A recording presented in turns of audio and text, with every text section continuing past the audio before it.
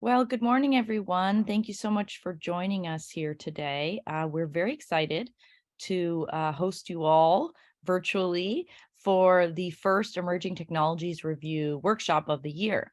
If you're not familiar with it, the ETR workshop series was first launched by the Institute for Energy Efficiency in May 2016 as a way to highlight newly developed innovative energy efficiency technologies, and it features very prominent speakers from both the academy and, of course, industry. This particular workshop, which is the continuation of that series, is co-hosted by the 2035 initiative. And today we're going to bring together leading thinkers from companies, from state policy making, nonprofit leaders to talk about electrification in California, where we're at, where we need to go. And I will say this also comes on the heels of a wonderful talk last night at UC Santa Barbara by Jay Hakes, who served in the Carter administration and the Energy Information Administration, among many other roles over his long distinguished career. And he really reminded us yesterday, for those who were able to make that talk, about the long history of energy conservation as a concept, as slightly distinct from energy efficiency, as well as really how long we've been talking about electrification as an idea. He talked about in the 1960s, people were talking about, for example, powering cars with clean electricity. So to kick us off today, I'm very pleased to introduce Professor John Bowers. John holds the Fred Kavli Chair in Nanotechnology and is the director of the Institute for Energy Efficiency. He's also a distinguished professor in the Department of Electrical and Computer Engineering. He received his degrees from Stanford. He worked at AT&T Bell Laboratories and Honeywell. He's done a lot of cool stuff. He has founded companies. He's a member of the National Academy of Engineering. Dr. Bowers is a very big deal. I think that's the short and long of it. So I'm going to pass it over to him to kick off today and introduce the Institute for Energy Efficiency before we get started with our panel. So John, why don't you take it away? Thank you, Leah. So yes, the Institute is on UCSB campus. It's housed in the building shown here, Henley Hall, where we had the lecture yesterday. And we're all aware that energy consumption is rising and greenhouse gas emission is rising. And nuclear and coal are other renewables are in particular are growing fast.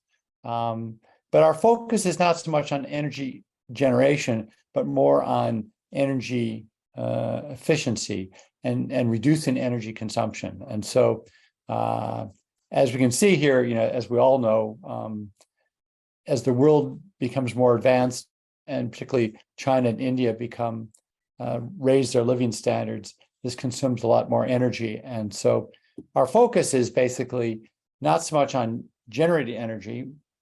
So we don't work on clean coal technologies. Rather, we work on energy efficiency. And the best example of that is the work done by Suji Nakamura and Steve Denbars, who have a lab in that building I showed and are a member of the Institute. And Suji got the Nobel Prize for inventing the gallium nitride LED. And as we all know, the LED is 30 times more efficient than an incandescent light bulb, basically. So the picture here, I don't know if you can see my mouse, that's Suji Nakamura there. But the focus of IEE is energy efficiency. And now Leah and 2035 initiative are focused on electrification more. But this is the work that we've been doing. So on the left here, that's Alan Heeger. Alan won the Nobel Prize for sorry, I'll just get my pointer here, for inventing conducting polymers. And this shows one of the solar cells that he's made on flexible materials. People are putting that on windows to generate electricity. This is Suji in particular. And in total, there's about 40 faculty, about 180 graduate students. Henley Hall holds about 150 students, 12 research centers, and about $40 million a year in funding. And most recently, the big change has been the new 2035 Energy Policy Initiative that Leah and Mato run. So the three pillars of research that we work on at the Institute are shown here. One is smart societal infrastructure, so smart buildings, efficient use of energy and cooling, heating, heat pumps, things like that. Energy efficient computing, communications. So again, obviously fiber optic communications is used for very efficient transmission of data. And we work very much, we have very strong support from Meta in particular, but Intel and others. And with AI and ML growing so very rapidly, it starts to take a significant amount of energy to train these new models. And we have the second floor of the building is pretty much focused on AI and ML. The last area is the food, energy, water nexus. And again, things like smart farming, what Chandra Krintz works on, and how do you grow food more efficiently? So we just finished this building. Henley Hall has 18 laboratories and 17 faculty offices, houses about 174 grad students. It's a LEED Platinum building.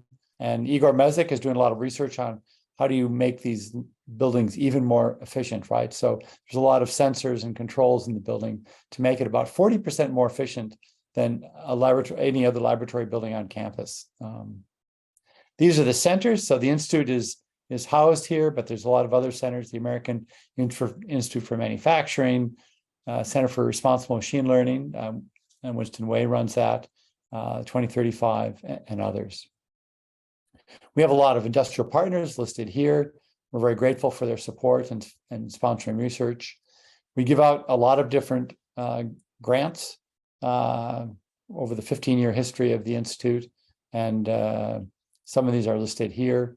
But for instance, making cryptocurrency a lot greener than it is today. So that's the folks of the Institute. And the most exciting, newest part is the 2035 initiative. And I'll hand it over to Leah to talk about that. Great. So thanks so much, John.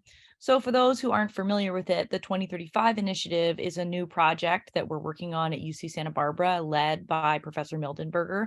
And it really has three pillars: accelerating the clean energy transition, phasing out fossil fuels, and adapting to climate change.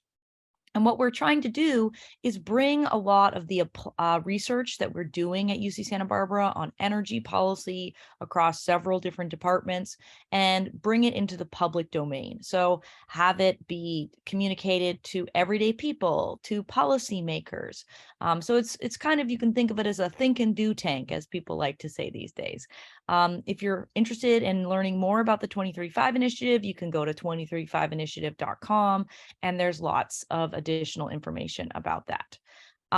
Before we begin today's panels, I just wanted to give an overview of how this will all work. We're going to have three different panels. They are on different topics. Our first panel is called From Efficiency to Electrification, and it's going to start in just a few minutes at around 9:15. Our second panel is called Cutting Edge Electrification Technologies, and that's going to begin at 10:15. And our final panel is Advancing Electrification Policy in California, and that's going to begin at 11:15. And we're probably going to wrap up a little bit before noon Pacific time today. A few additional logistics: if you'd like to submit a question for the panel, you can do that using the Q&A feature. I'm sure we're all very familiar with Zoom at this point, but basically you can submit your question throughout any of the panels. And I'm going to ask those questions to the panelist members. And it's possible that some of our panelists will only be here for their specific panel. So if you've got a specific question for someone, make sure to ask it.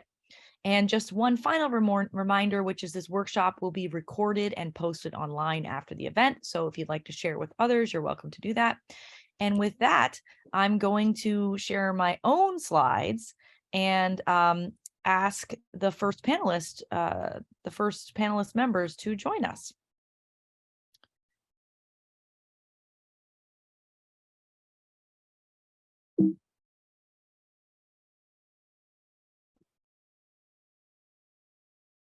So for our first panel, it's not going to work for me to see bios and describe all of you. These are the people on our first bio: David Hochschild, who's the chair of the California Energy Commission; Ari Matusiak, who's the co-founder and CEO of Rewiring America; and Sonia Aggarwal, who's the CEO of Energy Innovation.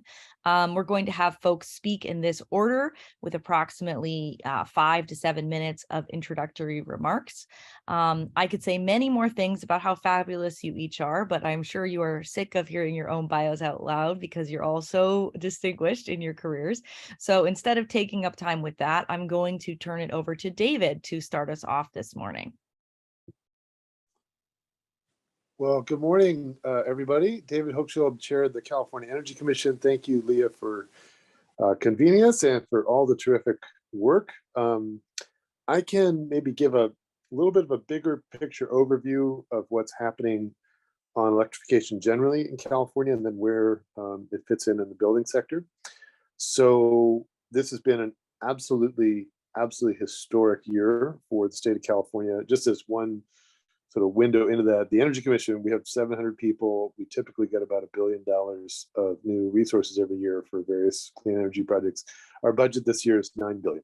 So supercharged from the state surplus, plus 1.7 of that is from the feds. And major focus for us has been transportation electrification. We're spending $3 billion on EV charging infrastructure, for example, and a lot on energy storage.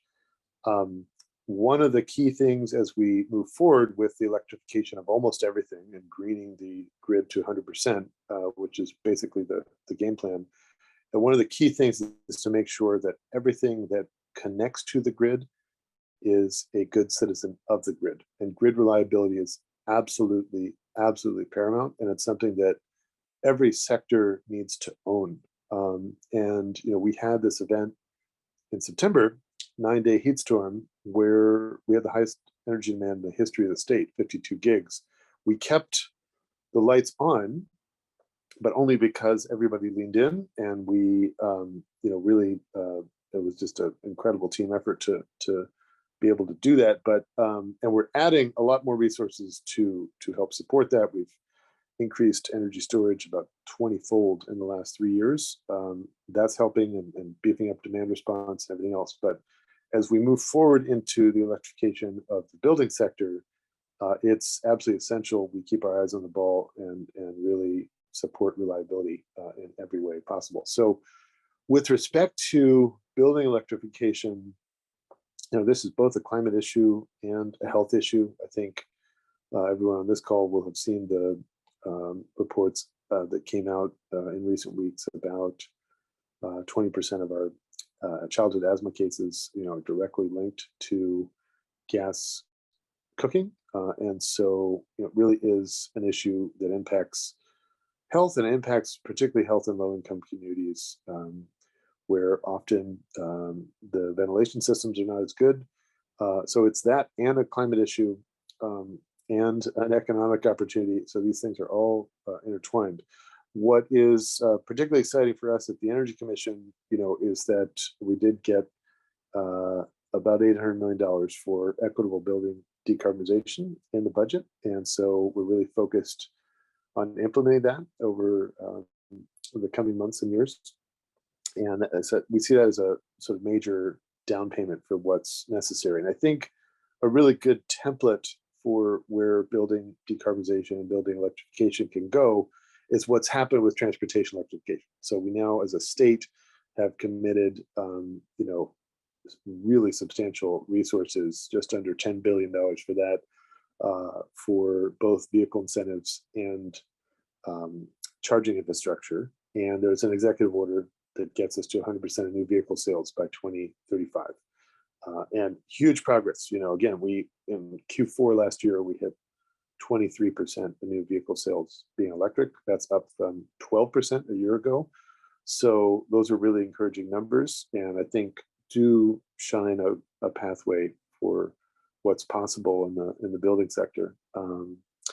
And so I really want to have this next year, be a time where we're kind of setting the table for some massive new investments in the building sector as well. One thing that's also, I think, been really helpful is our code, the building code Title 24 that got adopted last year, that really puts, for the first time, it's really now cheaper to build all electric new construction, and the incentives are there to really drive new construction toward being all electric, and we're seeing, I think, some good momentum in that regard. And at the same time, we're investing a lot on the R&D side of things, just to drive down the costs. Things like being able to have a heat pump water heater that just plugs into a wall outlet and not require 240, and other efficiency gains with electrification. And then on top of all of that, there was a really, really landmark piece of legislation some years ago that is now really ripening, which is SB 49, which is the legislation that gives us authority to require appliances to be grid interactive and have those features. And we are now moving ahead with doing that for electric heat pumps, so that your water heater you can set so that you can receive a grid signal, and we can just be optimizing when those loads go into effect, and in ways that support the grid. I think that's a really important feature, just being able to have nimble devices that support the grid, and again, making everything that connects to the grid a good citizen of the grid. So I'm really excited about this next chapter. I think what happens in California, really can have big benefits for the rest of the country as we scale these industries. And I just close by pointing out, the state functionally is an incubator for the clean energy industries of the future. First utility scale wind projects in the world were in California. First utility scale solar projects in the world were here. Electric vehicles, first energy efficiency codes and standards. And when we think about scaling a technology like heat pumps, the California market really can play a huge role in that. And particularly with the passage of the IRA. And I just want to note again how incredibly significant that piece of legislation was. And having a 10-year tax credit for heat pumps, which is not something I think many people would have anticipated a year ago, having that in place is really going to put us on the pathway to bringing this critical technology mainstream. So really exciting time. I think in many ways, we're at a period I would call the great implementation, where we're kind of done setting goals, and it's really about getting stuff built and interconnected. And so that's really our focus at the Energy Commission with a lot of our sister agencies, the PUC and the ISO in California, is getting this stuff installed. So I think I'll stop there, and happy to take questions or discussion when you're ready. Well, thank you so much, Chair Hochschild. It is such a blessing to have you in this role after such a long career, doing things like founding Vote Solar, for example. You've really been at the forefront of this for so long. And, I can speak on behalf of probably the other people on the panel and maybe all the people in the audience to say that we're so grateful for your service right now, and what a great choice it is to have you in the role that you are in. And I will say, with your point about the 10-year tax credits, on this particular panel, we have probably the most important people on the planet for making sure that we got those 10-year tax credits for heat pumps. Myself and Sonia, Aggarwal, and Ari Matusiak worked very hard to make that a reality. So it's wonderful to hear you say that that's going to be a game changer. And with that, I'm going to ask Ari Matusiak to speak next. He is the CEO of Rewiring America. He also is a co-founder of Purpose Venture Group. He previously was quite fancy and worked in the Obama White House. He is quite an important person, and I'm very lucky to get to work with him on a very regular basis at Rewiring America. So with that, I'm going to turn it over to Ari. Thank you, Leah. And it's if only I could be as fancy as you one day, then I would be doing well. First, I just want to thank you and the entire UC Santa Barbara team for this opportunity and for all that you all do. And particularly also want to say thank you to Chair Hochschild for your leadership.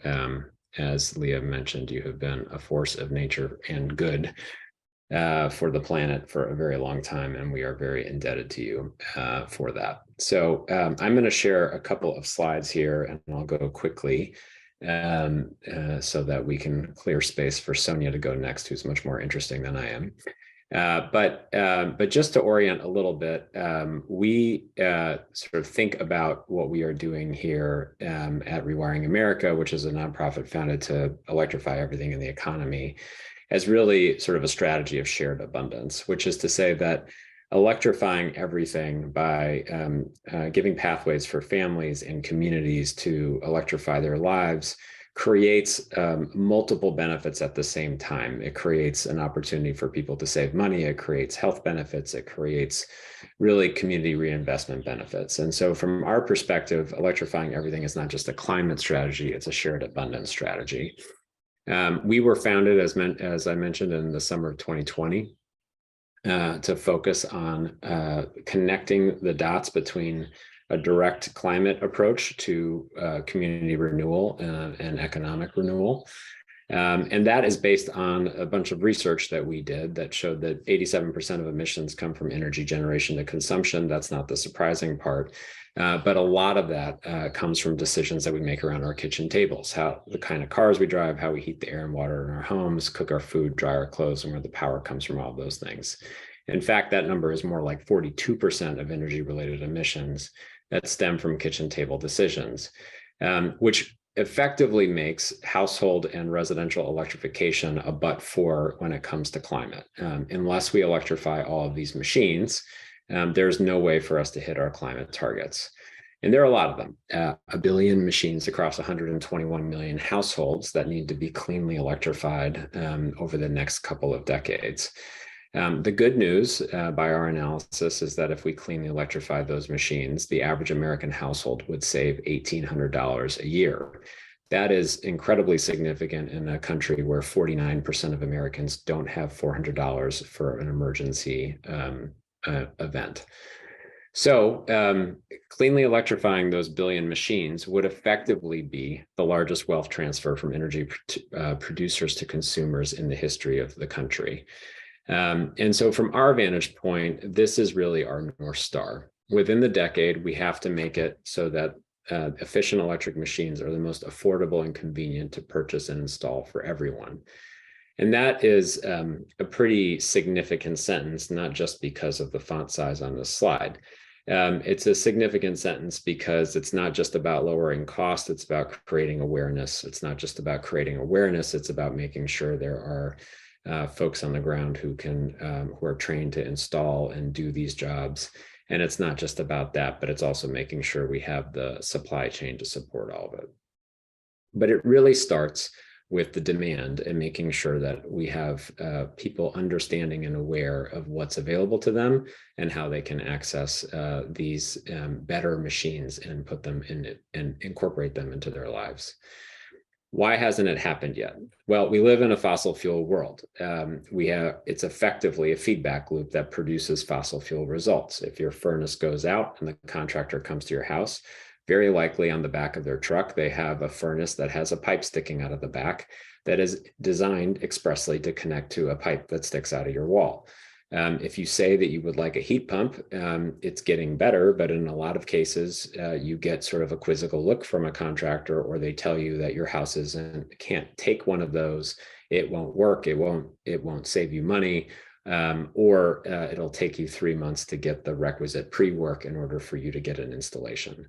And while in California, maybe there's sort of a scenario where you could wait around for that period of time, in most of the country, that is just not the case. And so that causes kind of a replication of fossil fuel machines being installed and then their emissions being locked in for 10, 15, and 20 years.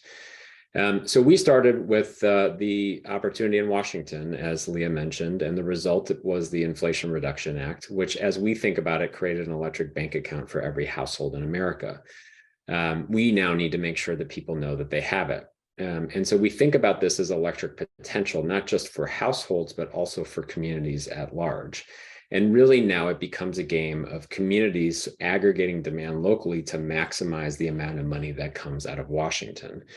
And so we need to make that so. And so we are really focused now on consumer activation. We have been building tools, software tools and offerings for households. We started with the calculator that we released on the day that President Biden signed the Inflation Reduction Act into law. And the pickup on that has been pretty incredible. 400,000 people have calculated their results since we launched the calculator.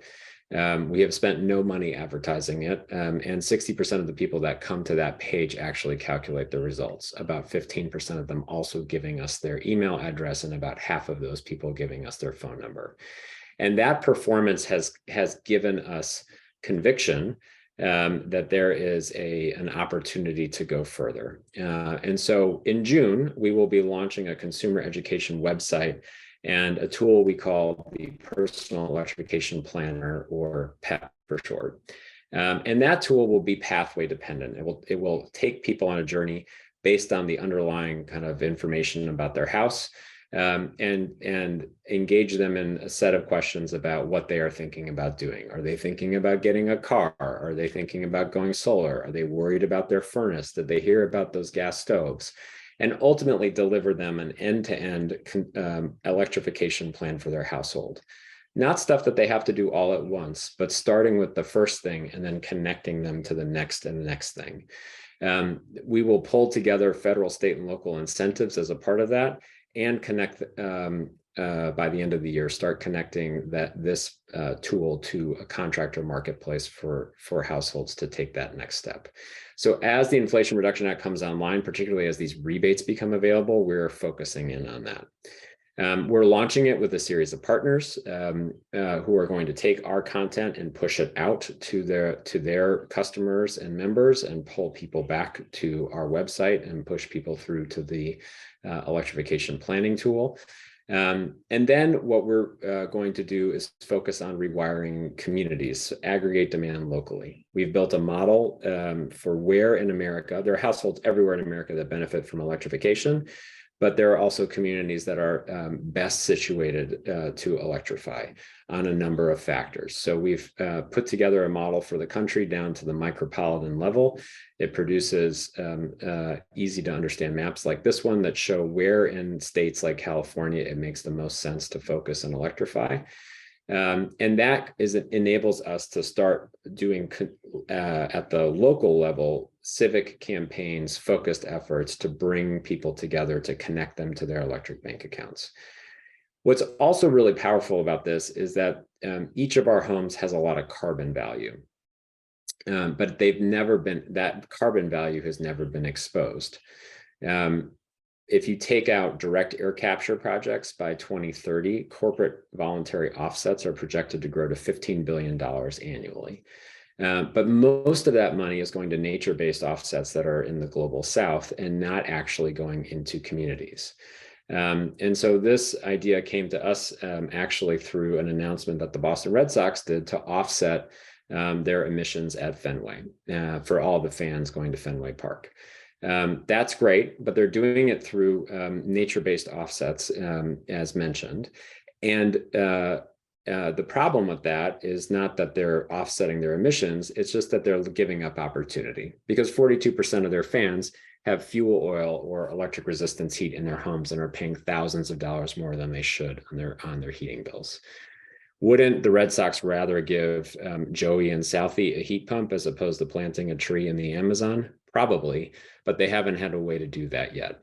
And so what we are interested in doing is starting to aggregate market demand to enable some of these kinds of dollars to go into electrification as well, creating portfolios of projects that can be funded down at the local level, effectively catalyzing further what's happening at the federal level and through the leadership of Chair Hochschild and others in California. And so I will stop there. Well, thanks so much, Ari. That was wonderful. Really appreciate you sharing the sort of Rewiring America vision with everybody. And finally, the third panelist on this panel is Sonia Aggarwal, who is the CEO of Energy Innovation. Just very recently, what a wonderful decision that was for Energy Innovation to choose her as the CEO. If you're not familiar with it, it's a nonpartisan energy and climate policy firm that does really amazing research on things like the coal crossover. So, for example, the fact that coal plants are currently cheaper than wind and solar and could be replaced with a wind plant tomorrow and save customers money. And of course, before that, she was in the White House, helping very much to pass the Inflation Reduction Act, serving as a special assistant to President Biden for climate policy, innovation, and deployment. So with that, I will turn it over to Sonia. Thanks, Leah, and thank you to all of you for having me. It's so fun to be here with such an incredible group of leaders, and thanks to Leah and Matto for putting this together.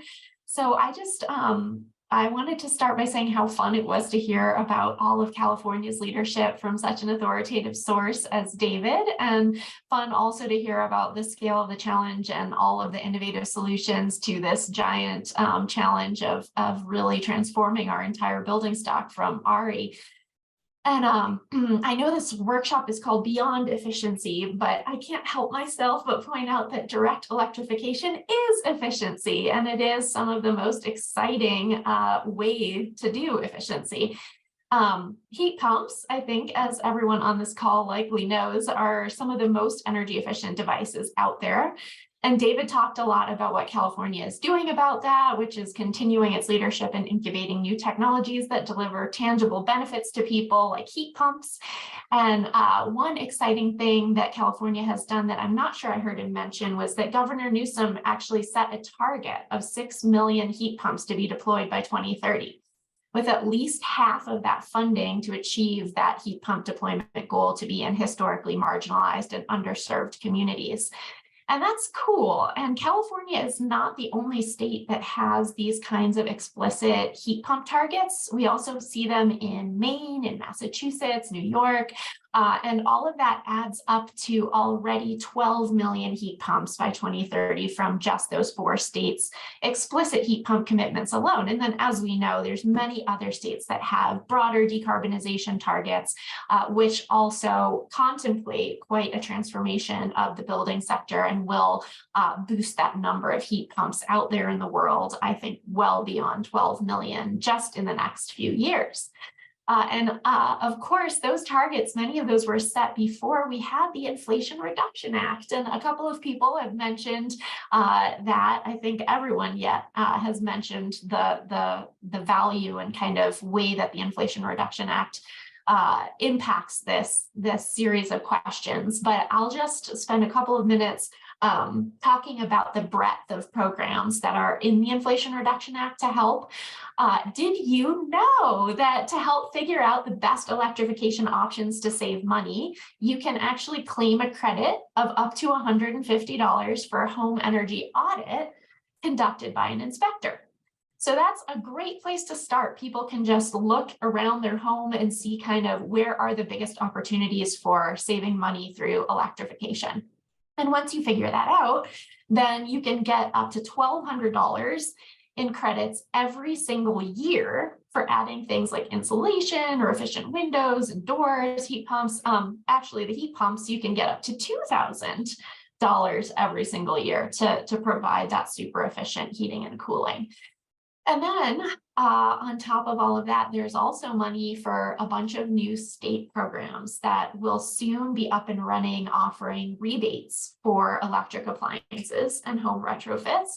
And part of those programs include opportunities for every household to access up to $4,000 in rebates, and also for low-income households to receive up to $8,000 for home efficiency upgrades and covering up to 100% of the cost of installing a heat pump. So that's pretty cool stuff. In addition to all of those programs, there's also the $27 billion new Greenhouse Gas Reduction Fund, which is aimed at helping low and moderate income communities adopt clean energy and electrification to lower their energy bills. And there's also hundreds of millions of dollars in the Inflation Reduction Act to support a scale up in manufacturing of heat pumps, which would create a lot of good jobs right here in the US, and also ensure that as we see all of these states with targets, all of this new money that's coming in to help families get heat pumps installed, that we actually are making more of them here and we can meet that growing demand. So with all of these types of programs, you can see there's a huge breadth of them between tax credits, rebate programs, financing opportunities. The federal government, as well as the state and local governments that will be implementing a lot of these programs, are going to need a lot of help to design the programs in ways that will actually reach the businesses, families, and communities that can benefit from them the most. So what I hope is that all of you that are on the line today are really planning to dive in and make sure that we get the most out of all of these programs. Rewiring has that awesome calculator that Ari described to help folks see which incentives they qualify for. And community groups, I think, across the country will need to get out there and use tools like that one to help eligible families and community organizations find their way to all of this new money. For the businesses that might be on the line, I think there's an incredibly important role in building these incentives into the way that you market to new customers. Really trying to help people see, once you account for all of these incentives that a family can access, how much does that actually save on their energy bill?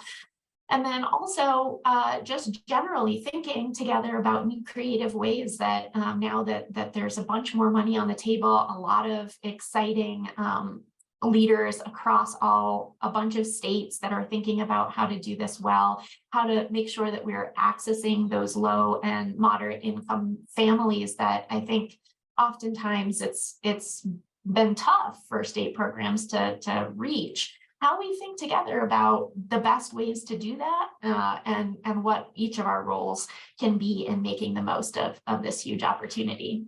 So lots of exciting work ahead. Well, thank you so much, Sonia. And we really value your service as well over the past several years to make all of this a reality. So at this point, I'm going to ask all the panelists to join us, and we're going to start opening it up to Q&A. So if you have a question, just as a reminder, let's put it in the Q&A box, and we'll have a chance to ask it to the panelists. So yes, and you can turn on your video when you have a chance, David and Ari. So the first question that I have is coming from someone named Paul Wormer, who would like to talk about changing building codes. How can we go about making changes to building codes that can really promote electrification? Maybe I'll start with you, Sonia, and then Ari can jump in.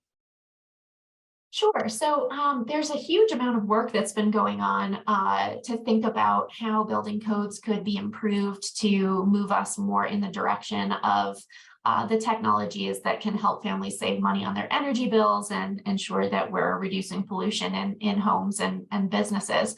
And there's a few interesting pieces here.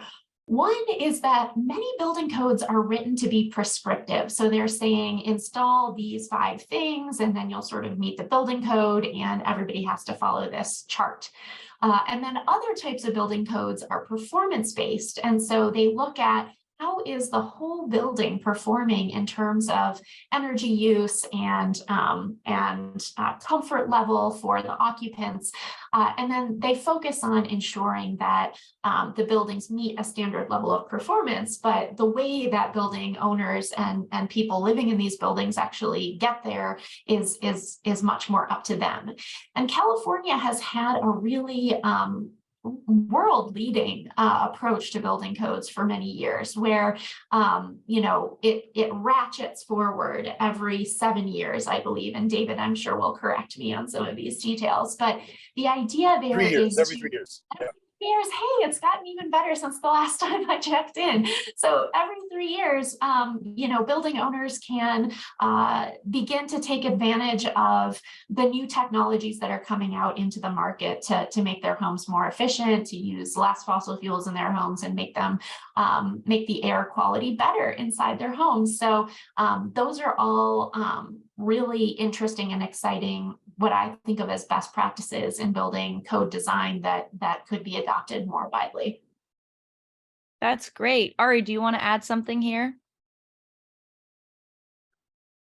Just to say that I think this is I think Sonia obviously summarized it incredibly well, but I think about these building codes as an opportunity to accelerate adoption. So if you think about it at a community scale or level, every community has this electric potential, as I mentioned, from the money that is coming out of Washington through the Inflation Reduction Act. But that is wholly dependent on how much it's being accessed and used. And the access and use of those dollars is also impacted by how much these projects cost at the local level. And those projects and their cost are impacted by things like building codes, things like permitting fees and licensing requirements and timetables for approvals and all the rest of that have a direct impact on the cost of an electric job versus a fossil fuel job. And so for a place like California that is all in on decarbonization, being laser focused on ways to take cost out from the transactional process through tools like building codes is also a great way to maximize the amount of money that then comes into communities from Washington, which then has a catalytic effect in terms of economic multipliers and other investments. So not only is it sort of a smart climate economics, it's smart politics to deal with building codes in a way that lowers cost for constituents. I'd just add, and sorry, I've transitioned to a car here. I'm driving in my electric car, literally to a meeting with some legislators on building electrification. So living the dream here. So I wanted to add one other point, which is the role of local codes in helping build momentum for state codes. And I think a really good template is what happened with our mandate for rooftop solar in the building code, which we did for homes in 2019 after 10 years of planning. And then we did it for all buildings in 2022. So every building in California that's built, you have to have rooftop solar or be a part of a community solar project. And those codes would not have been possible but for we had 7 cities that had gone out ahead and done local solar mandates that really showcased best practices, and we worked with them on seeding that. And now in California, there's 75 cities that have done some form of electrification preference or mandate. And I just want to highlight all the folks working at the local level, how valuable that is, and the ability to show local leadership. And really, there's just incredible value in terms of proving out that you can do this and that it can work. And so I know many of you have been working on those codes, and I just wanted to commend the folks who are doing the local work. It really does make a meaningful impact when we take up the state codes. Thanks so much, David. Appreciate that. And I do not want to ask you questions and cause you to get into a traffic accident, but we do have a question from the audience. I'm going to try to find the name. From David Cole in Palo Alto, who would like to talk about vehicle to grid or vehicle to home. And, you know, obviously that's a super important topic in California when we're dealing with public safety power shutoffs, and we have basically giant batteries sitting in so many driveways. I'd love to hear what's being done in California to try to advance progress on that. Yeah, well, a couple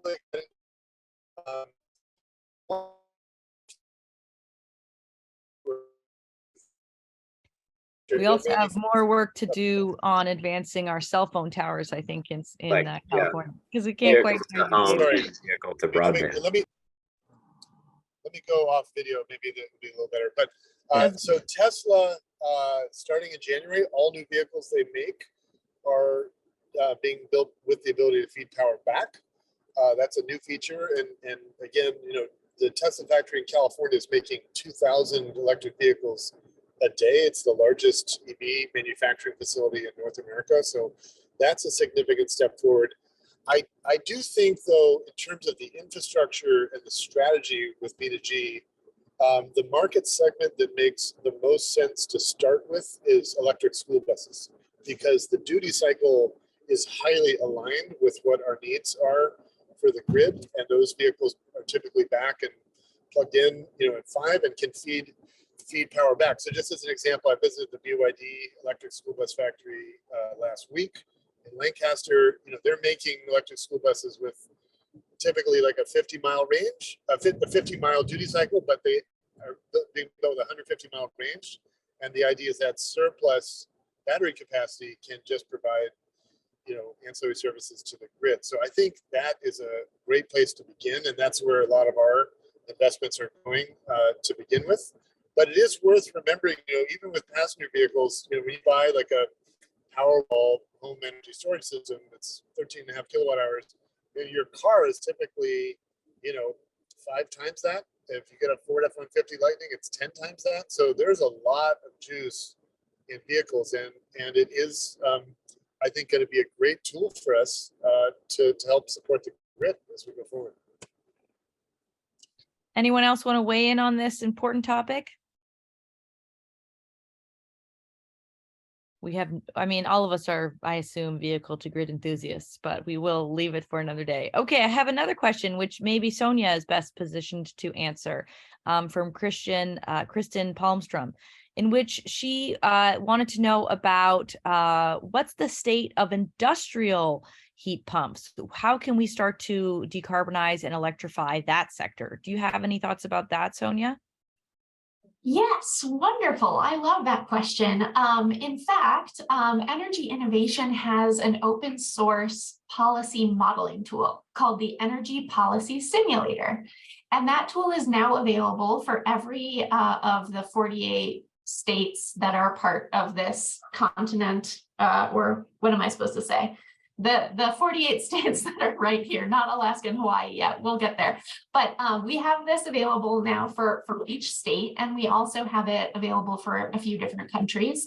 And one thing that we see consistently with the results of analysis from the Energy Policy Simulator is that the industrial sector is really falling behind and will be pretty soon in places where it is not already the largest source of greenhouse gas emissions. It will be soon because we are making progress in the other sectors, and the industry sector is really behind.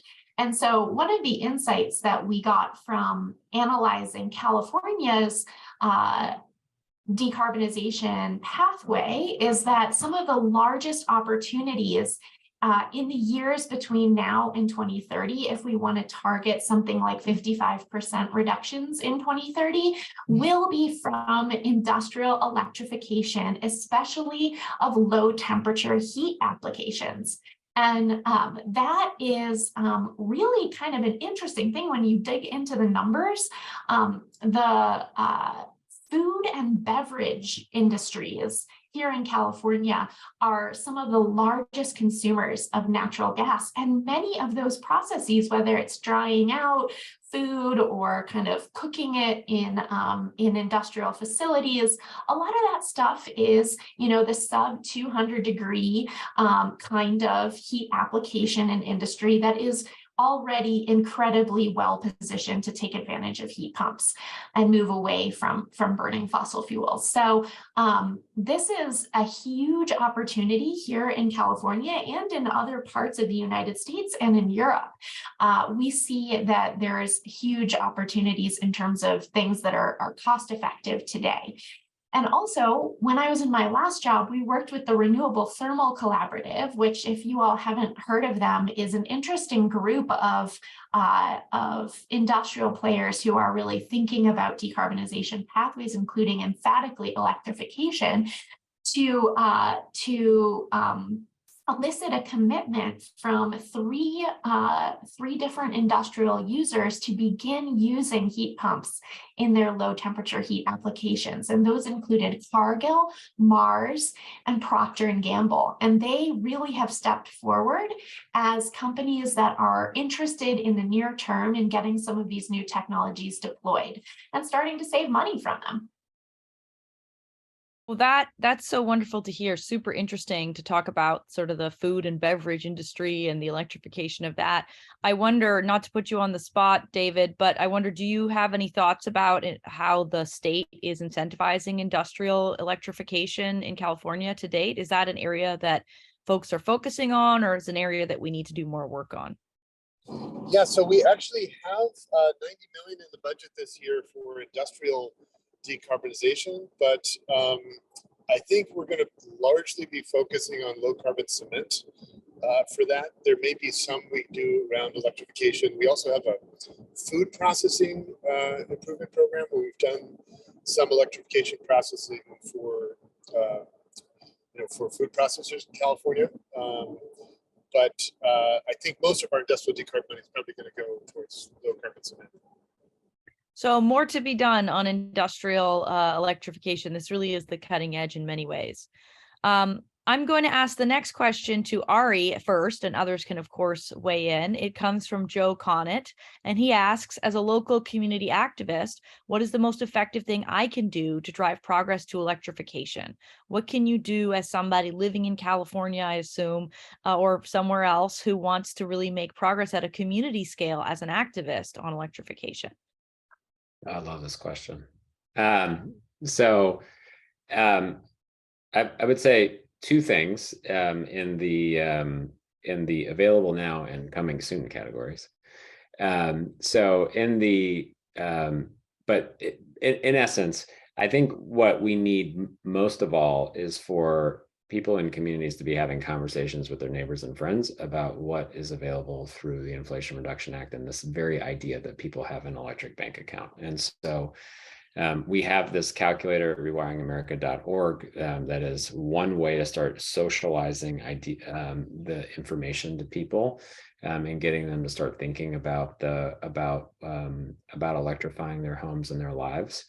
And that will turn into this personal electrification planning tool that I mentioned, which we will be launching with a consumer website in June. So in June, we will be relying on what we call electric enthusiasts to help spread the word, and would love to have people in communities all over the place doing exactly that. One thing I just want to say is that I had the privilege of working on what is now known as Obamacare in the Obama administration. And one of the things that was in that law was something called a navigator, which was money for community groups and people to educate Americans about their health insurance options and get them enrolled through healthcare.gov. We don't have that with the Inflation Reduction Act for a variety of reasons. And so we need people to actually be the trusted messengers in their communities to share information about what's available. So that's like a long-winded number one.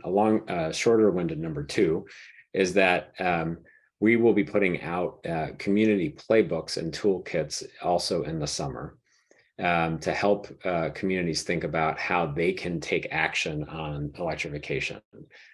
David mentioned school buses. One of the things we're most excited about is school electrification, and creating a campaign toolkit for people to go and have that conversation with their school boards about electrifying their schools. The awesome thing about that is that when you organize around electrifying schools and get kids involved, kids can come home and have the conversation with their parents about what's going on in their own house, because it turns out that the machines in schools are just bigger versions of the machines that we have in our homes. And so that's a way to also encourage action at the local level. Does anybody want to jump in on this about what can you do if you're in a local community and you want to make progress on this issue? Add to anything that Ari said? Yeah, I would just say, I think social media is a great tool to help people adopt these technologies, and particularly around induction cooktops. I think it's very clear that consumers don't care if their water is heated by electric or gas, or your cooling or heating comes from electric or gas. The stove is a little different. That's the only device in your home where you actually see. And I think there's a lot of just skepticism that needs to be overcome. And I think telling personal stories, if you have an induction cooktop and it's working for you, getting the word out about that is really helpful. And we saw this happen, with rooftop solar and electric vehicles. There's, people tend to adopt these devices after they have had contact from a friend or a neighbor that tells a success story. So I think that's a really good action that everybody can take. Yes, I mean, one of my dreams for a long time is that we're going to make lawn signs that we stick outside of our house. And Sarah Lazarowicz at Rewiring America, great minds, has had the same idea, that we could say, ask me about my all electric home, because solar panels are viewable from the street, but your heat pump is not. So it's a bit harder to get that community adoption thing going that we had with solar, where people could see solar and we had clusters pop up. But we need to have these conversations. And at least where gas stoves are concerned, one of the things we've learned in the past few weeks is that a lot of them are in California and New York. That's where a big chunk of the gas stoves are. And at least as somebody who has transitioned to induction myself, I don't actually think a gas stove is a great stove if I really stop and think about it for more than 30 seconds. It's hard to light. I forget to turn it off, or actually my husband forgets to turn it off, and I'm going to be clear about that. It puts gas into my home and scares me. Like, there's actually a lot of reasons why so many of us have had that click, click, click, click, click sound trying to light the darn thing and have to use a match to do it. If we actually take a step back and we think about, do we really love our gas stoves as much as they've been marketed to us? At least where I'm concerned, I don't. And like so many other people, I have now an air quality monitor in my home. And in California, this is something we worry about a lot with, for example, forest fires. So many people are concerned about air quality, and of course with COVID too. And when you look at cooking on a gas stove and what it does to your indoor air quality, it's really quite shocking. So, you don't have to read a scientific paper to know that it's increasing childhood asthma or polluting your lungs. You can see it directly yourself with your own eyes with these really inexpensive indoor air quality monitors that people have. So I'm in. There you go. I'm doing what David said I should do and talking to people about why I love my induction stove. It's happening right now. Sonia, would you like to add? I just wanted to say one thing that I think is pretty fun, a fun fact about our history. You were talking about lawn signs, about all electric homes. Actually, in the 60s and 70s, there was this program called the Gold Medallion Home Program. Perhaps folks have heard of it. Ari has one. I love Why that. does Ari have a gold medallion? This is hilarious. And it was supposed to signify that the people living there were really living in the future, and it was the Jetsons home, and it was really talking about the fact it was an all electric home.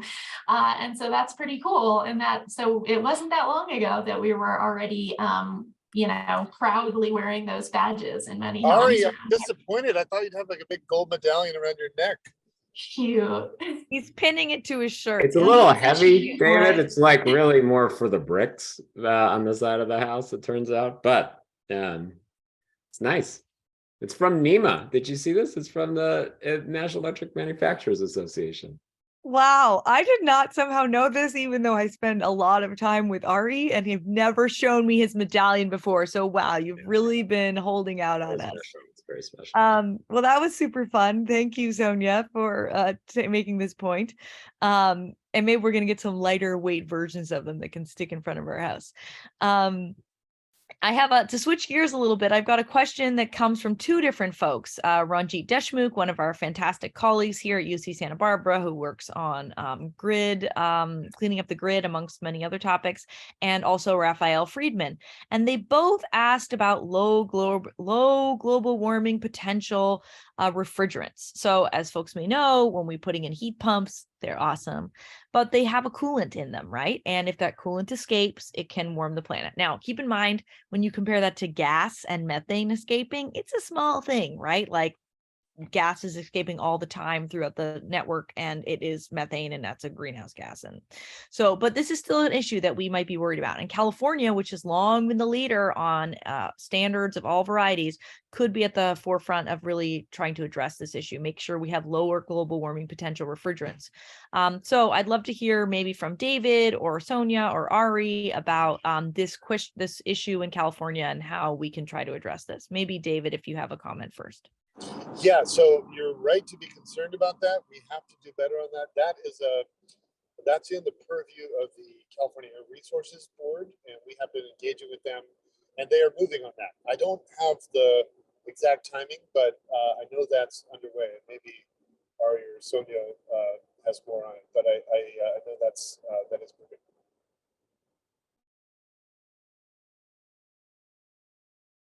I'm happy to also just mention that something very exciting, which I'm sure probably the question askers are aware of, but perhaps others are not. The Kigali Amendment to the Montreal Protocol was adopted right at the end of the Obama administration, thanks to a lot of work from many committed activists and advocates that had been focused on this for a long time. What the heck is that? The Montreal Protocol is probably our most effective global environmental treaty ever. And it got rid of the CFCs, chlorofluorocarbons, that were in a lot of aerosols and creating the ozone hole.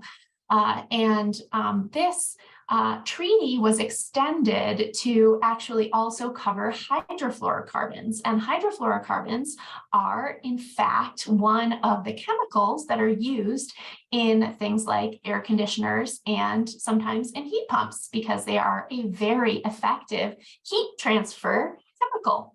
And so if you think about that for just a minute, you will know that if that escapes into the atmosphere, it will be very effective at trapping heat on our planet. So these things are, sometimes tens of thousands of times more potent on a per molecule basis than CO2 at warming our atmosphere.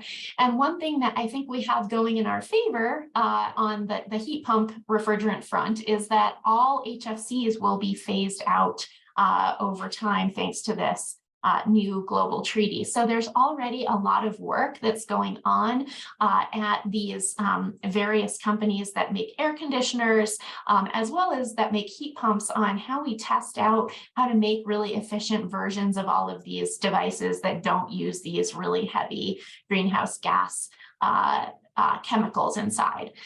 The other thing to note with heat pumps and refrigerators is that there's a lot of packaging around the actual chemical in there. So it's not like piping natural gas around everywhere, where there's a lot of opportunities for this stuff to be leaking out. It is already quite a lot tighter. Now, that doesn't mean that we don't need to continue to do that innovation and move as quickly as we can away from these really high GWP global warming potential gases and chemicals. But it is not kind of at the same level of leakage as Leah was talking about as some of the other stuff that we're piping around.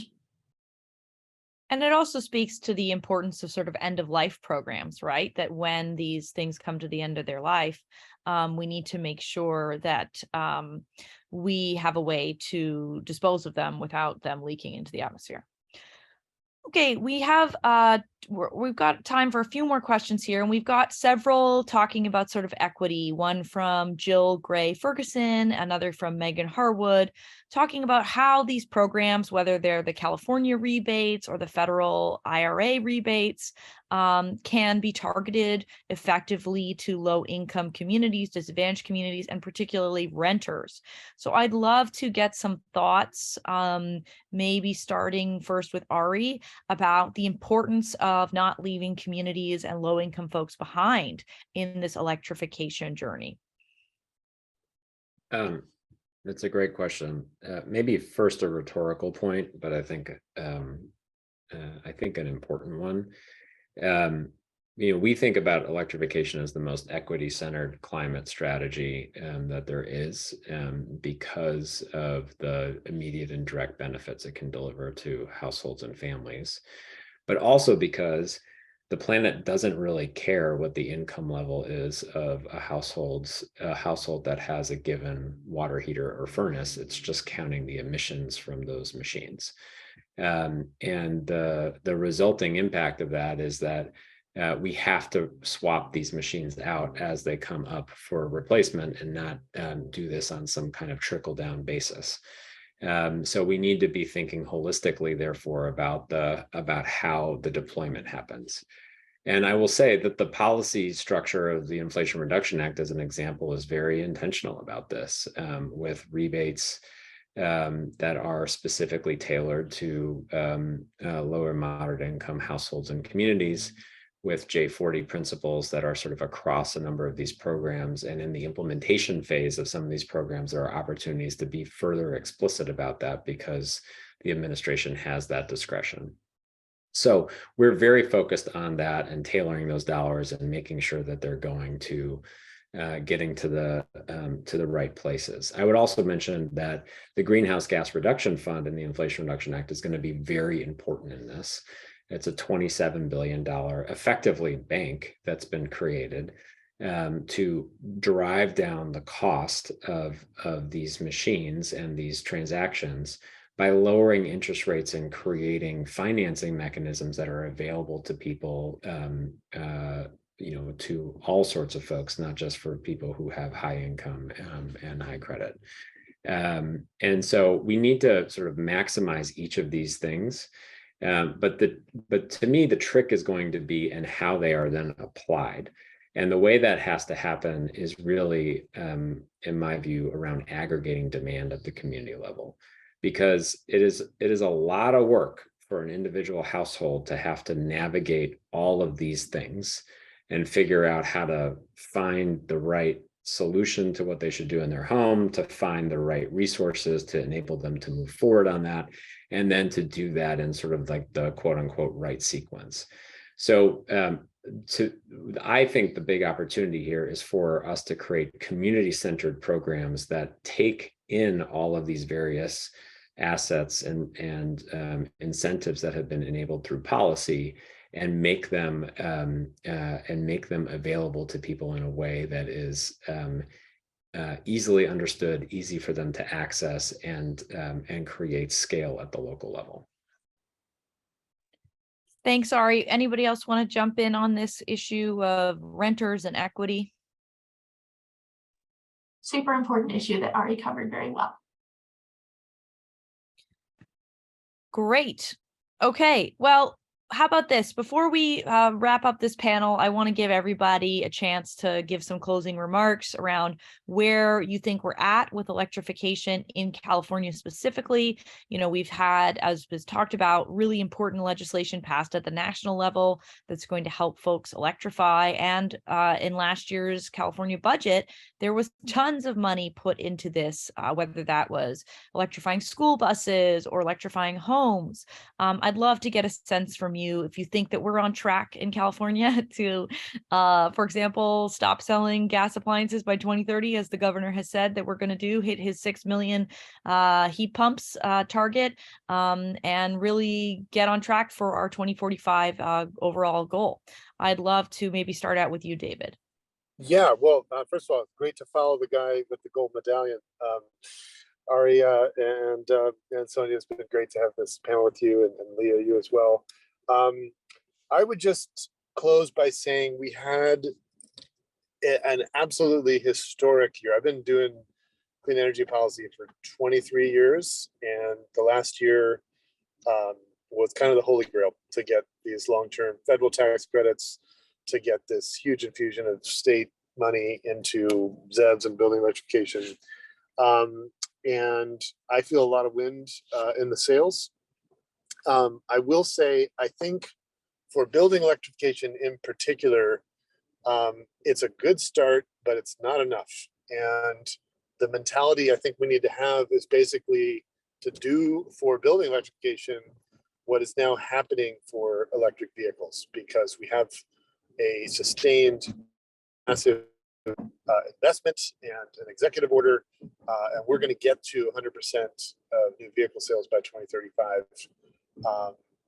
And we're going to see, you know, a lot of existing vehicles, you know, being just convert because it's cheaper, better, faster, and we gotta have that level of ambition. So I think just, you know, for folks who are doing the advocacy at the local and state level, keep up the momentum. I think it's been amazing to see. I mean, electrification was not a term that you heard at all until just a few years ago. And now it's really got momentum, but it's not, for example, where renewables are, which is a term that's, you know, well understood and supported. We have to socialize that vision more, but I really think we can. I think the seeds are planted, and we just gotta go full force and bring building electrification mainstream. So anyway, thanks for having me, Leah. Great discussion. Wow, what a blessing to have David in the role at the CEC. I mean, it's so fabulous to have him there. I'm sure I speak on behalf of the whole panelists when I say that. Sonia, what about you? What do you want to leave us with some closing remarks? Sure. First of all, I think it's so exemplary of David's commitment that he is just driving to a meeting about electrification while participating in this panel. And just want to underscore what you said, Leah, about just how wonderful and amazing it is to have him in that role, and how, just fortunate we all are to have his leadership. So thank you, David, and thank you to you, Leah and Ari, too, for such a great conversation today. I would say +1 to everything that David just said on the fact that we are really seeing incredible progress at a very fast pace on vehicle electrification. And we need to see more of that on our all-electric homes. And then as a fast follow, I really think that seeing more electrification, especially of the low temperature heat applications in industry, is going to really help us out. There's huge opportunities there across the board with electrification, but I think even more so with industrial electrification on providing, other services to the grid also, as we begin to continue decarbonizing the grid and get more variable resources on there and energy storage. It's just a picture that I think really makes a lot of sense technologically, and now we just have to see it become a reality. Okay, Ari, why don't you wrap us up here? Well, I'll just say that, so I guess it's +2, if that's the case, to everything, and then +1 and 2, 1.5 across what Sonia and David said. But and thank you, Leah, and to the whole UC Santa Barbara team for this. This has been great, and a testament to your leadership and commitment as well. I would just say that when we started Rewiring America, we had a deck that had 2 slides. The first slide was Fifth Avenue in 1910, I believe, where it was all horses and buggies and one electric car, or one car rather. And then 10 years later, fast forward, I think it was actually 1923. It was maybe Madison Avenue, but the point is, it was still New York, and it was a street shot, and it was all cars and one horse and buggy on the street. Things actually in a day in and day out basis feel like they're moving too slow, but on a decadal basis, move very quickly, and that really is where we are right now. But it means also that this is the time to do as much as we can to make that sort of decade transition real, and to sort of meet the measure of where we are. And maybe the last thing that I would just say on this is that there are lots of projections about what is going to happen in the market. There are lots of projections about what's going to happen on climate, and they are all wrong. They will necessarily always be wrong because we can't exactly predict what the future is, but we have quite a lot of agency in shaping what that outcome is. And even if you just look at the Congressional Budget Office's projection of the Inflation Reduction Act at $369 billion, about $100 billion of which is for residential electrification, most of the policies in that act are uncapped. And so if we do what we are capable of doing, organizing ourselves and having conversations with our friends and family and neighbors, and taking up these better machines, the Congressional Budget Office projection will be wildly wrong, because we will spend 6, 7, 8 times more on residential electrification alone. And that is what the potential is here, and what I think is all within our grasp if we work on it together. Wow. Well, I have to add a couple things because I agree with everything everybody just said. First of all, the fact I learned this morning is that the Inflation Reduction Act estimate for how much money we're going to spend on electric vehicles is $9 billion. This is hilarious. we're not going to spend $9 billion on electric vehicles. If, as David said, 23% of new sales in California is EVs, a lot of people are going to be using EV tax credits. And that's great news. So just think about how wrong that particular estimate is going to be on the tax credit front. And we don't have just $9 billion to spend on EVs. As Ari says, it's uncapped. I'll also say I totally agree with what David said about where we're at for transportation electrification versus building electrification. And I would be remiss if I didn't call out school electrification, something that Rewiring America is working on very hard in California with a partner called Undaunted K-12. During last year's California budget, we put something about $2 billion, $2 billion with a B, towards electric vehicles. So school buses, electric school buses. I love it. I love electric school buses. How much money did we put towards electric school buildings? $20 million. $20 million versus $2 billion.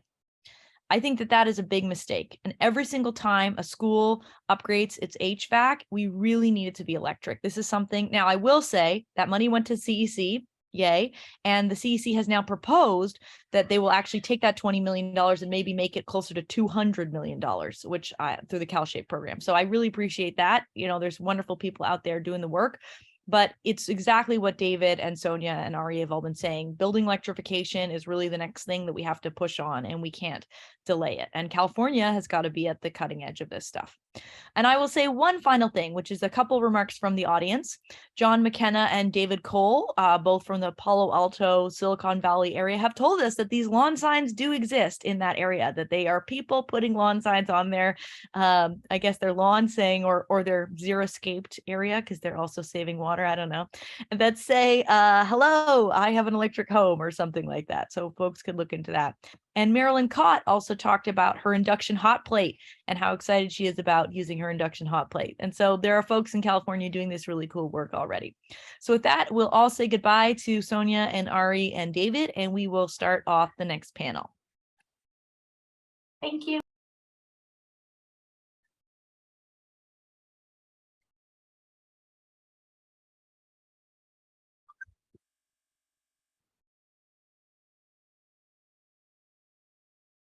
So here we are. Our next panel includes Hannah Bascom, who's the Vice President of Regulated Business at SPAN, Samantha Ortega, who's Government Relations Manager at ChargerHelp, Vince Romanin, who's the CEO of Gradient, and DR Richardson, the co-founder at Elephant Energy. So it's so wonderful to have all of you here. I am going to introduce people sort of one by one and allow folks to begin by making some introductory remarks as we did with the previous panel. So first, we're going to hear from Hannah Bascom, who, as I mentioned, is the VP of Regulated Business at SPAN. You may know that I have a SPAN panel. It is currently installed in my house, so I'm very excited to have SPAN. She helps lead the policy, market development, and partnerships that enable residential electrification and a more flexible and resilient grid. And I'm sure it's going to be very exciting for folks who don't know what a SPAN panel is to learn about that today. And previously, Hannah was the head of energy partnerships at Google Nest. And prior to that, she worked at PG&E. And as well as in nonprofits. So Hannah, we will turn it over to you to lead us off on this panel today. All right, thanks so much, Leah. Can everyone see my screen and hear me okay? Panelists, okay, great. Delighted to be here. That was such an exciting introductory conversation. I'm here, a company called SPAN, and hold on, how do I accelerate my slides? How does it work? Okay, perfect, there we go. Our mission is to enable electrification for all. So we are about a 4-year that makes a smart electrical panel and also an EV charger. And I am here to be the bearer of some bad news to start us off. I always get so excited hearing from panelists like the ones we just heard from, but also, spoiler alert, the majority of our homes are not ready to electrify. The vast majority of homes here in the US, if you think about how load calculations, load sizing is done today, we are not ready. So, less than half of the homes in the US have 200 amps or greater, which if you're going to electrify everything and use the traditional way that we have gone about sizing, basically the wire that comes into your house, we're stuck, can't do it. And so that means you've got to call up your utility and say, hey, utility, I need to do a utility service upgrade to run a bigger wire from the transformer to my house. And that can cost you as a homeowner between $2,000 and $20,000 or more. And also it can take your utility, 6, 12 months to come out and actually do that work. So that's a real bummer and a huge impediment to electrification. Also, if the utility is upgrading all of the homes in a neighborhood, they have to upgrade the transformers. And also, real problem, transformers are hard to come by these days. There's a ton of supply chain issues. And then what's more, if you have all this electrified stuff on the grid, and it is not connected with kind of managed energy services programs in the way that Chair Hochschild was talking about, we also have a big problem with our grid, overloading the grid, requiring a ton of upgrades to feeders and just the entire distribution grid. So all of this is a major impediment if we want to move quickly. The good news is I'm not here to rain on everyone's parade. There's actually a solution to these problems, right? So if you look at the behavior in people's homes, the chart here on the left is a fancy graph of energy consumption in the home. And you see this is a 100 amp home, and 80 amps is considered the safety level. So you come home, you plug in your EV charger, you are doing some, showering and you get your electric dryer on. So you can see there are some spikes that go over that 80 amp safety limit. So if you think about this in a traditional load sizing, sense, that means you actually have to go and do that utility service upgrade that I was mentioning and go to 150 or 200 amps. But if instead of letting everything run exactly as it would kind of organically in your house, we think about managing things in a smarter way, then all of a sudden you no longer need to make that utility service upgrade investment, right? And actually with the capabilities that devices have now, it's getting easier and easier to do this kind of modulation. And the reason that SPAN exists actually is that we really believe that the electrical panel is exactly the right place to do this kind of load modulation. And this technology is in market today, and our National Electrical Code explicitly permits it. And so the main takeaway that I hope you'll all walk away from my presentation is the way that we've done things traditionally is not what's going to get us to a decarbonized future in the residential segment. And we have the technologies now to be able to do to use all of the wires in a smarter and more effective way, exactly the same way that we are doing, a demand response and various load management programs in the grid. You can do that also in your house. And in fact, it's incumbent on us to do this in our house so that we don't need all of those very expensive and very time-consuming, home and then grid upgrades. So as I mentioned before, we make a smart electrical panel. But there are others in the space that are doing the same thing, which we think is great, because I always say the fiercest competition that we have is the status quo. And it's really important when you're thinking about, anyhow, there's a shortage of electricians, to enable them to do the work in the same way that they have always done their work and, swap out panels one for one.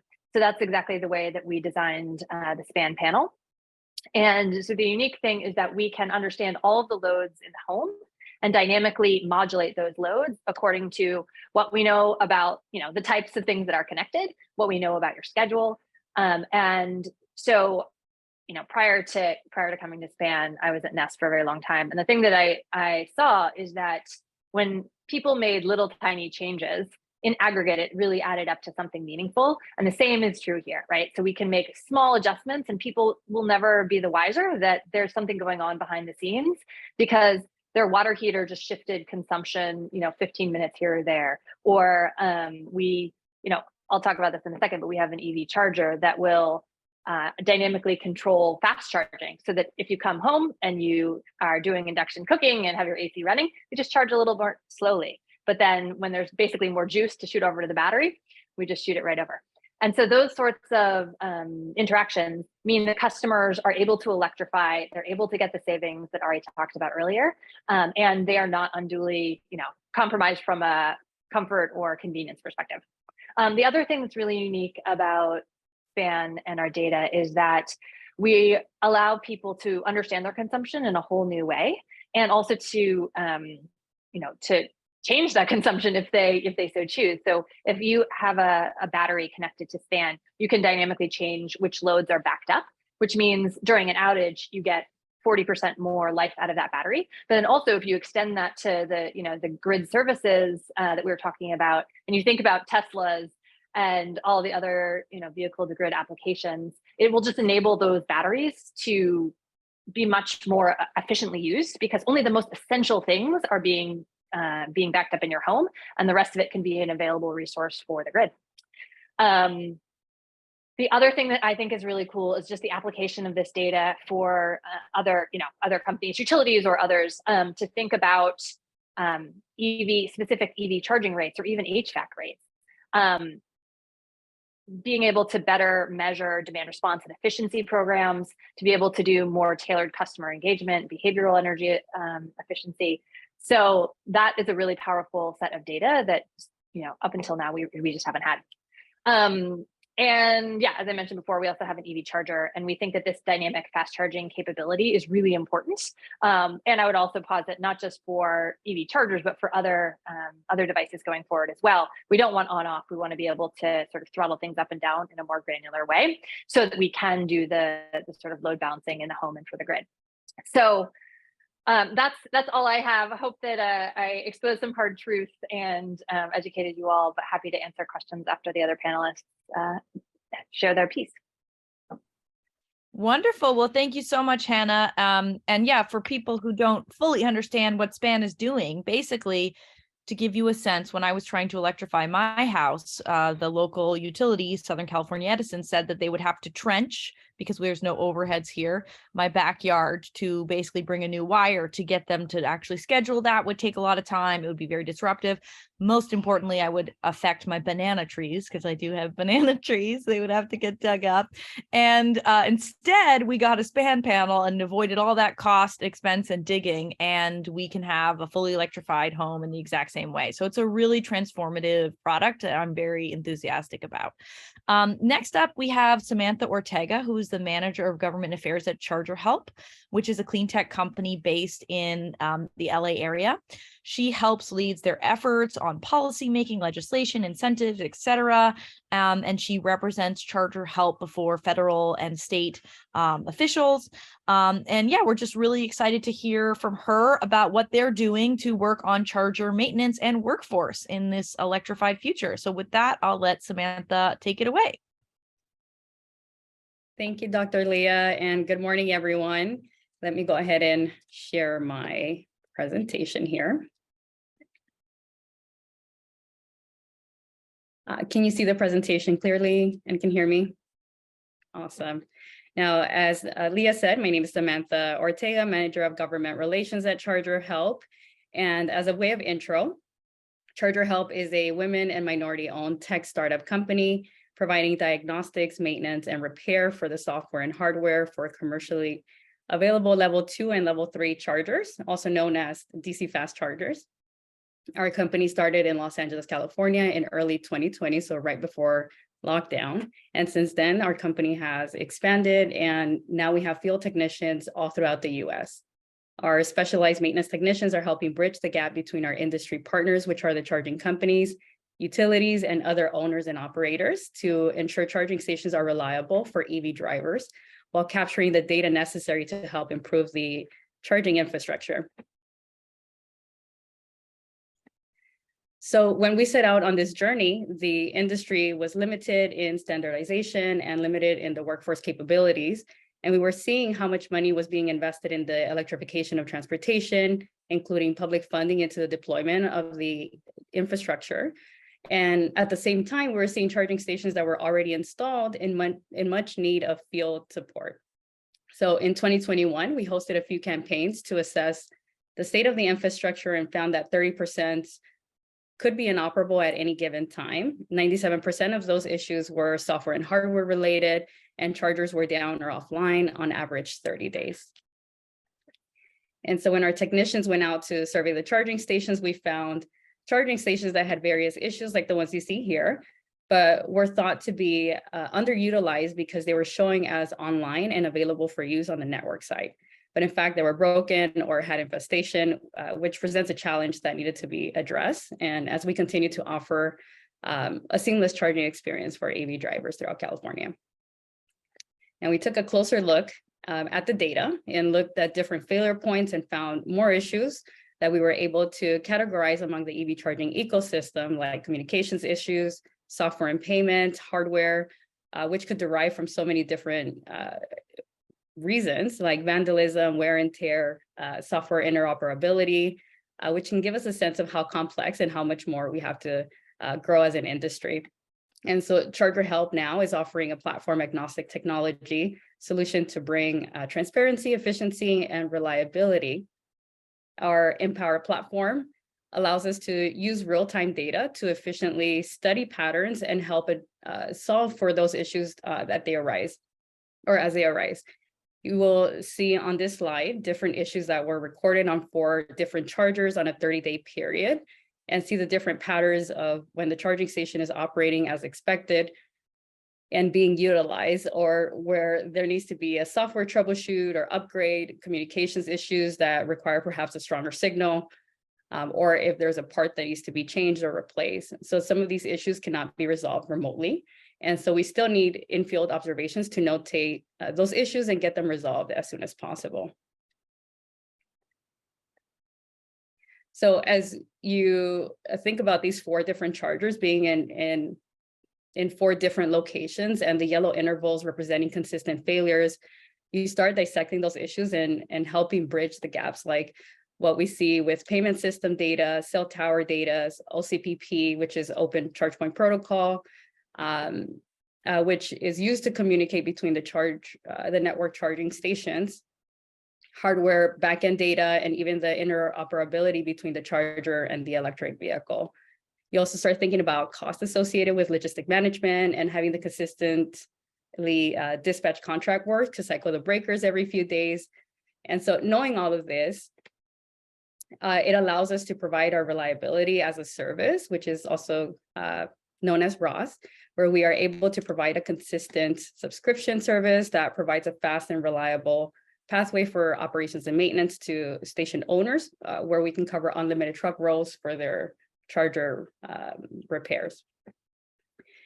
And what is important as we start moving forward or towards the net zero emission goals is that there is a standard way of thinking about the maintenance of publicly available IoT assets, that we holistically look at the ways that we calculate uptime of the chargers, having consistent service level response time and repair beyond warranties, and standardizing the issues presented. And so last year, we announced a partnership with SAE International's Sustainable Mobility Solutions to really look at closely the data to further analyze it and the error codes that throw off the charging stations as well. All of this information, because it becomes valuable for EV drivers as they start utilizing public chargers to commute long distance. It is important that as we move towards our state goals for 2030, we provide an excellent charging experience to EV drivers in all communities while providing equitable workforce pathways. And with that, I'm happy to answer any questions. Well, thank you so much, Samantha. That was fascinating to learn about. ChargerHelp is such an interesting company that is doing such vital work repairing charger stations. We can't have charger stations not working, and anybody who knows who has an electric vehicle has certainly had that experience of going to a station that doesn't work. And so it's just awesome to have such a great company based in California that, as Samantha mentioned, is women owned and minority owned. So it's really a very cool company. Third, we're going to hear from Vince Romanin, and hopefully I said your name properly.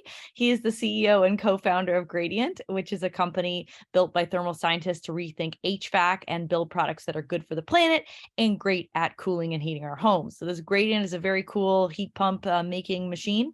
And under Vince's leadership, Gradient has received several accolades. And Vince is really known internationally for his work on this and his speaking. So it's so great to have you here today, Vince. I'll let you take it away. Thank you, Leah. Very excited to be here. Also very excited to follow up that last panel, the work that Commissioner Hochschild has done at CEC, the work that Sonia has done at Energy Innovations, and the work that Ari's done have had direct impacts on what we're doing, very direct impacts. And so we really couldn't have the momentum that we had today without the three of them, and also excited to be on this panel with these other startups who are working at different pieces of the electrification puzzle. I'll just share a couple pictures. I think our company is best explained by pictures, especially once you see the heat pump. But we're here to cool the world. We say to cool the world because we see climate change as a public health issue. Access to building HVAC is also a public health issue. And today, these two things are in conflict. The HVAC systems we use are in no small part driving climate change, and they really don't need to be. We can have access to comfortable buildings that don't compromise the environment. But it wasn't happening. And so we created this company to help make it happen. If you look at where those emissions come from, all heating and cooling emissions are massive if you add them up. And it's not just electricity. And so cleaning up the electric grid isn't enough. We also need to electrify buildings, which is why we're here on this panel today. And so if you break it down, heat pumps in both the byproducts of replacing the byproducts of combustion that we use to heat our homes and preventing the escaped methane that happens in those fossil fuel heating systems is a massive, massive opportunity. It's about 5 gigatons of CO2 per year globally, and that's all combustion in buildings. Escaped methane is a new thing that I think we're just learning. The first report I saw on this that started to quantify it came out in 2018, and there's new reports coming out recently that maybe this is even an underestimate here. I'm glad that Sonia talked about and that there was a question about refrigerants in the last panel. This is another when we started the company, not super well known, and luckily now more well known issue with electrification of buildings is that we need a lot more air conditioners and we need a lot more heat pumps. And if we don't properly handle the refrigerant transition before we scale up those devices, we could have another environmental issue in our hands. The two global scale environmental disasters that I can think of, hole in the ozone layer and global warming, were caused in no small part by refrigerants. And the fact that we phased out HFCs in Kigali is a massive, massive win. As Sonia said, the Montreal Protocol phasing out CFCs was one of the most successful pieces of environmental legislation.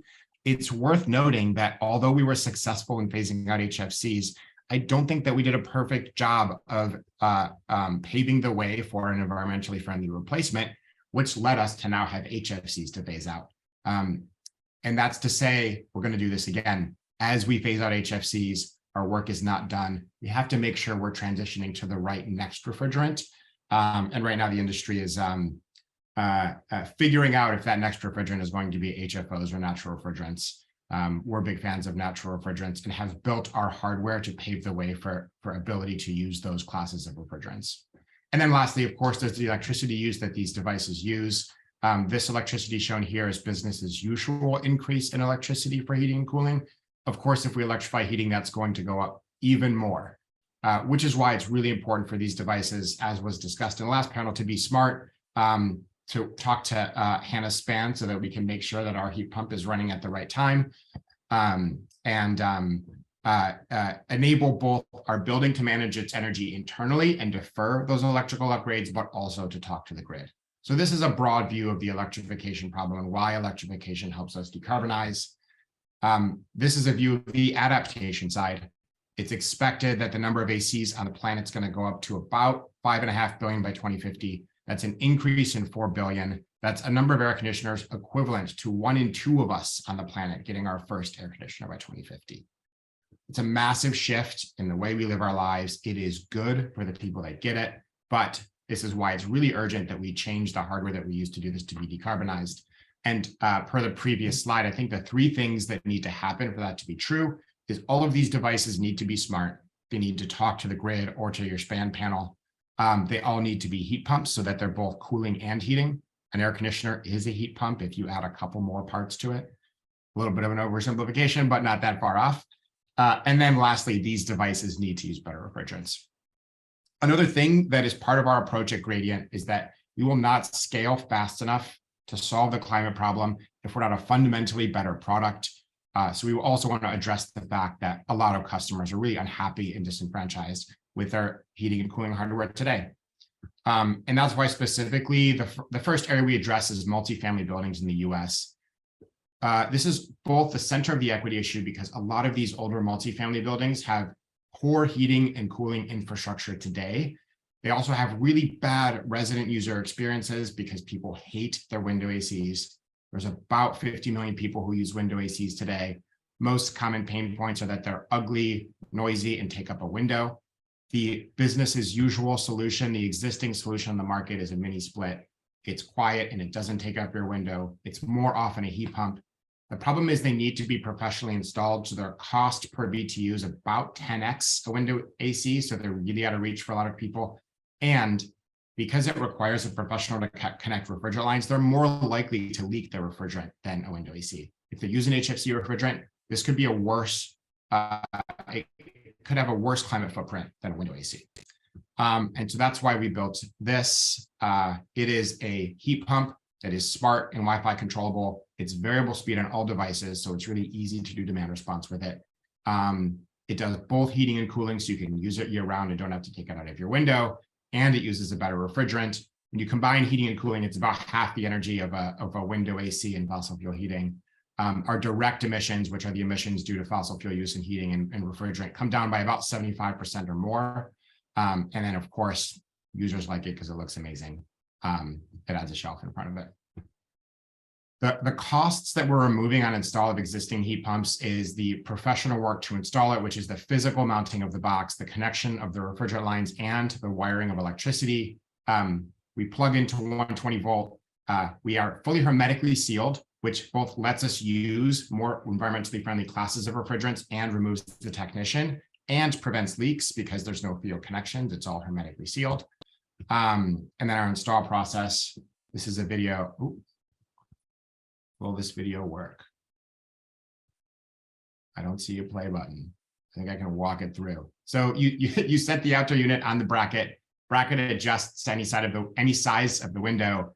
The unit connects to the bracket so it can't fall. You don't have to worry about dropping your unit.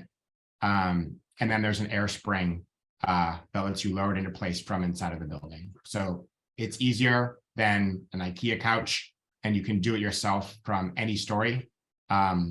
The connections are quick connects that are user connectable, don't need a refrigerant technician, don't need a wrench. And it really fits into your living space much better. We want it to feel like it's part of your home so that you're not annoyed at having either an ugly window AC or a mini split.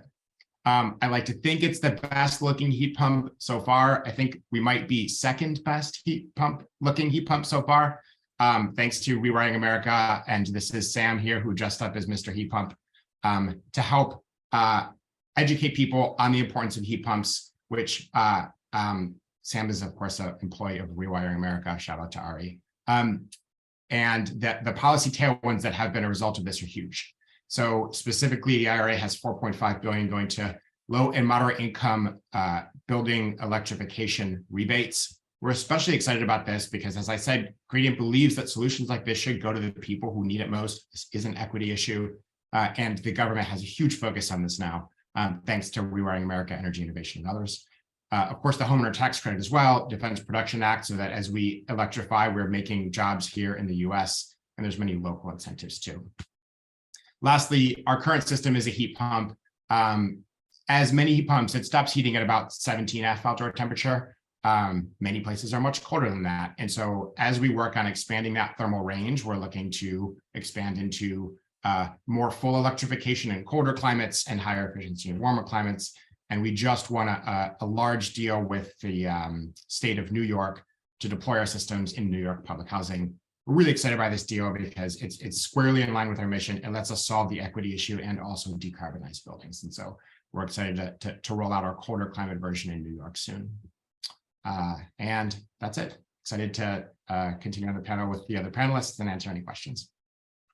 Wow, what an amazing product you have built. I think it's just so exciting to learn about it. This is definitely the hopeful solutions panel, hanging out with the change makers here. I'm enjoying this. And so much of this has been about workforce that we're talking about, right? Like, where do we need workforce? Where could we save on workforce? I think that's really interesting, which brings us to our final speaker, which is Dr. Richardson. He is the founder of Elephant Energy, which is a one-stop shop for home electrification, tragically based in Colorado and not California, but we can of course learn things from other states. It's not just California that it's at the cutting edge. And I'm sure people saw Governor Polis's plan for additional tax credits just 2 days ago. So that's super exciting. So I'm sure that DR is going to tell us about everything that they do. Prior to what he's currently doing, he was also a partner at Vision Ridge Partners, which is a $3 billion private equity firm that invested in decarbonizing real assets. So with that, I'm going to turn it over to DR to talk us through Elephant Energy. Thanks, Leah. I'm super excited to be here. Thank you, everyone, for attending and listening. And Vince, I love that 100% less ugly. That was great. So as Leah said, we install heat pumps. We install heat pumps in the Boulder, Denver area. The very first heat pump we installed was at my house in December of 2021. Because we said, hey, we've heard a lot about heat pumps. It seems like an important thing to do from a climate perspective. It seems like it shouldn't be that hard. Let's go install one. And we were completely wrong. It was really hard to install a heat pump. What heat pump? What OEM? Find a contractor to do it. Didn't have to find just an HVAC contractor. Had to find an electrician as well. How do you find one that's going to qualify for the rebates? What rebates is it going to qualify for? How do you trade off upfront costs versus efficiency? Just every single piece of it was hard and it was really bad. And we just said, well, like my co-founder and I, we know a little bit about clean energy. If we're having this many problems installing heat pumps, probably everybody else is going to have these problems too. So let's build a business around it. So what we're building today, we have about 13 people here in the Boulder, Denver area, plus a network of vetted contractors. We are creating, as Leah said, that one-stop shop for home electrification that's trying to bring together building science, all the trades, and a TCO, total cost of ownership perspective. Why is this business important? Others have talked more eloquently about this, so I'll skip through this pretty quickly. But look, electrification is one of the 4 most important things that we need to do, in my opinion, sort of over the next 10 years to really make a meaningful dent in climate change. I'm a relatively simple person, so I realize this is a relatively simple framework. But if we don't do these 4 things, right, we can't. I love carbon capture, but we can't carbon capture our way out of climate change. All these other things are sort of table stakes to the climate transition. And electrification of buildings is one of the harder, farther behind areas. Y'all know this, it's sort of table stakes and it happens at the kitchen counter. This is not something that we can solve at the utility top-down perspective. It has to happen in each individual home with each individual homeowner. And it's complex. I love this graphic from Rewiring America, so shout out to Ari and crew as well. But it's not just one system either, right? In every home, there's a multitude of gas appliances, and we have to shift them all to electric.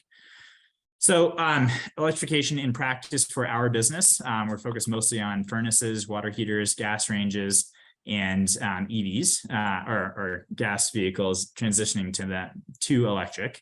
And so we install heat pumps, we install heat pump water heaters, we do induction, and we do EV charging. The value proposition for homeowners is a cleaner planet, right? As others have talked about, it's heat pump is a massively lower carbon emitting way to heat and cool a home. It provides better comfort. There's a number of different dimensions here, but they operate more comfortably overall. They're lower operating cost. They can increase your home value, and you're not combusting something that's super dangerous. So there's a number of benefits that we try to convey to homeowners.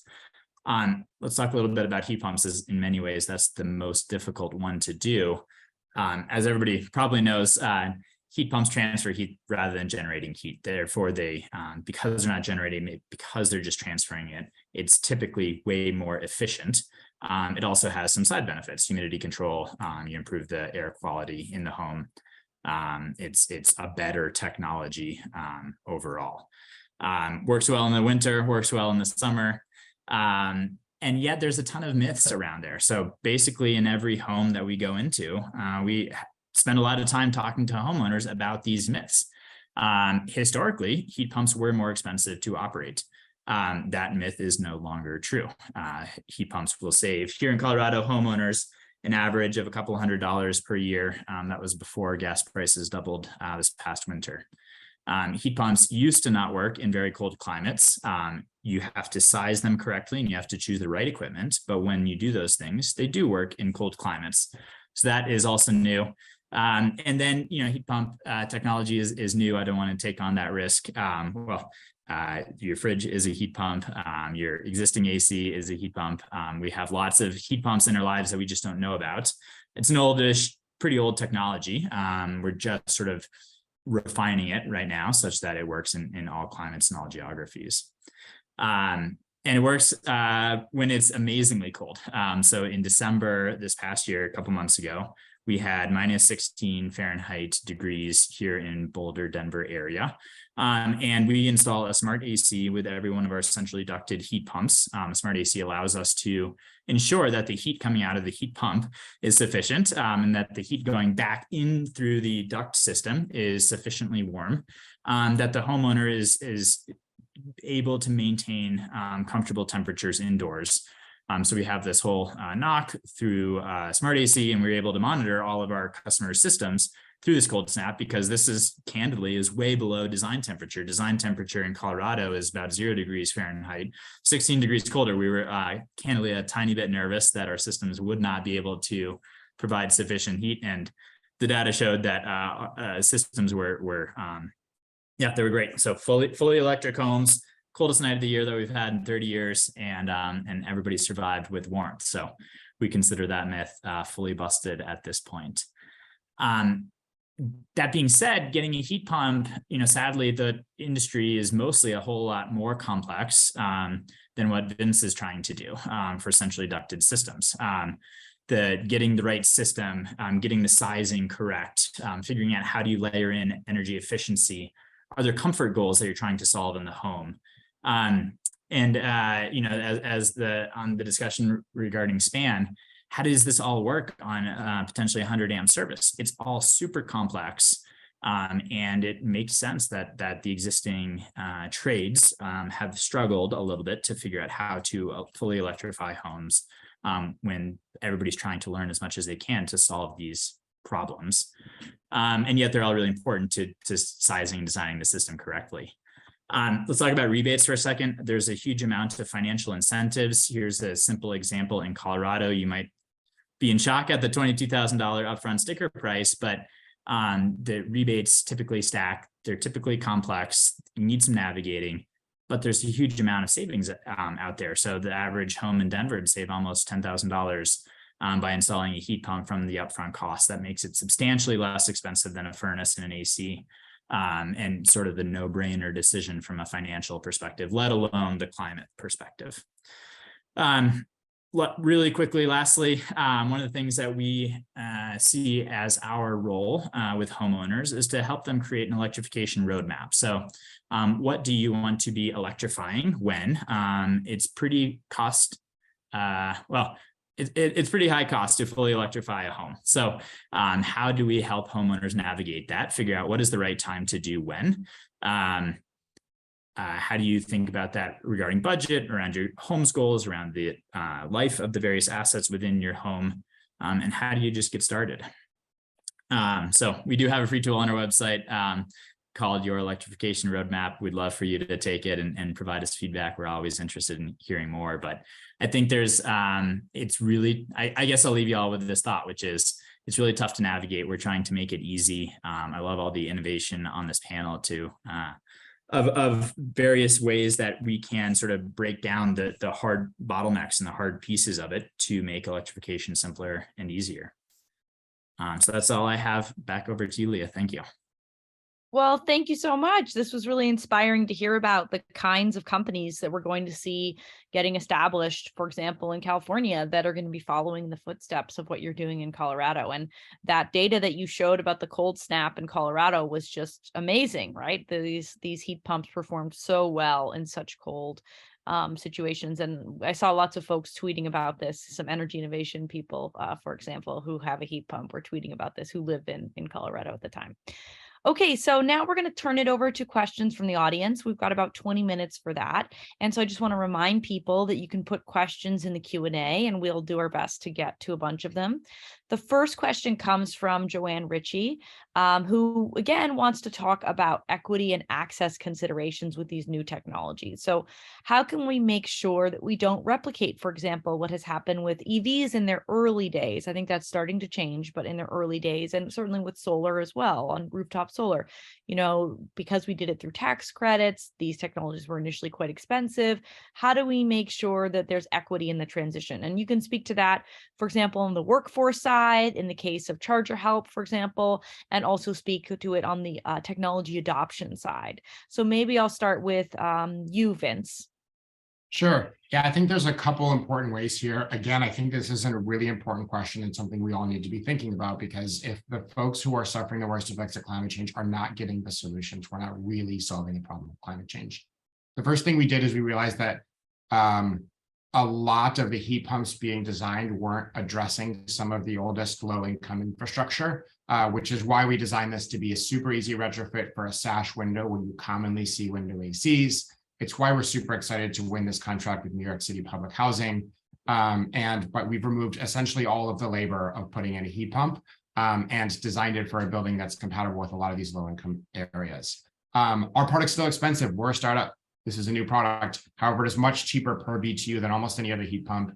The work that Rewiring America has done, the focus of the Department of Energy and the Energy Justice 40 initiative, and the focus of the Energy Commission here in California, like Chair Hochschild mentioned, on low-income electrification. We actually have a grant for the state of California on that, helps.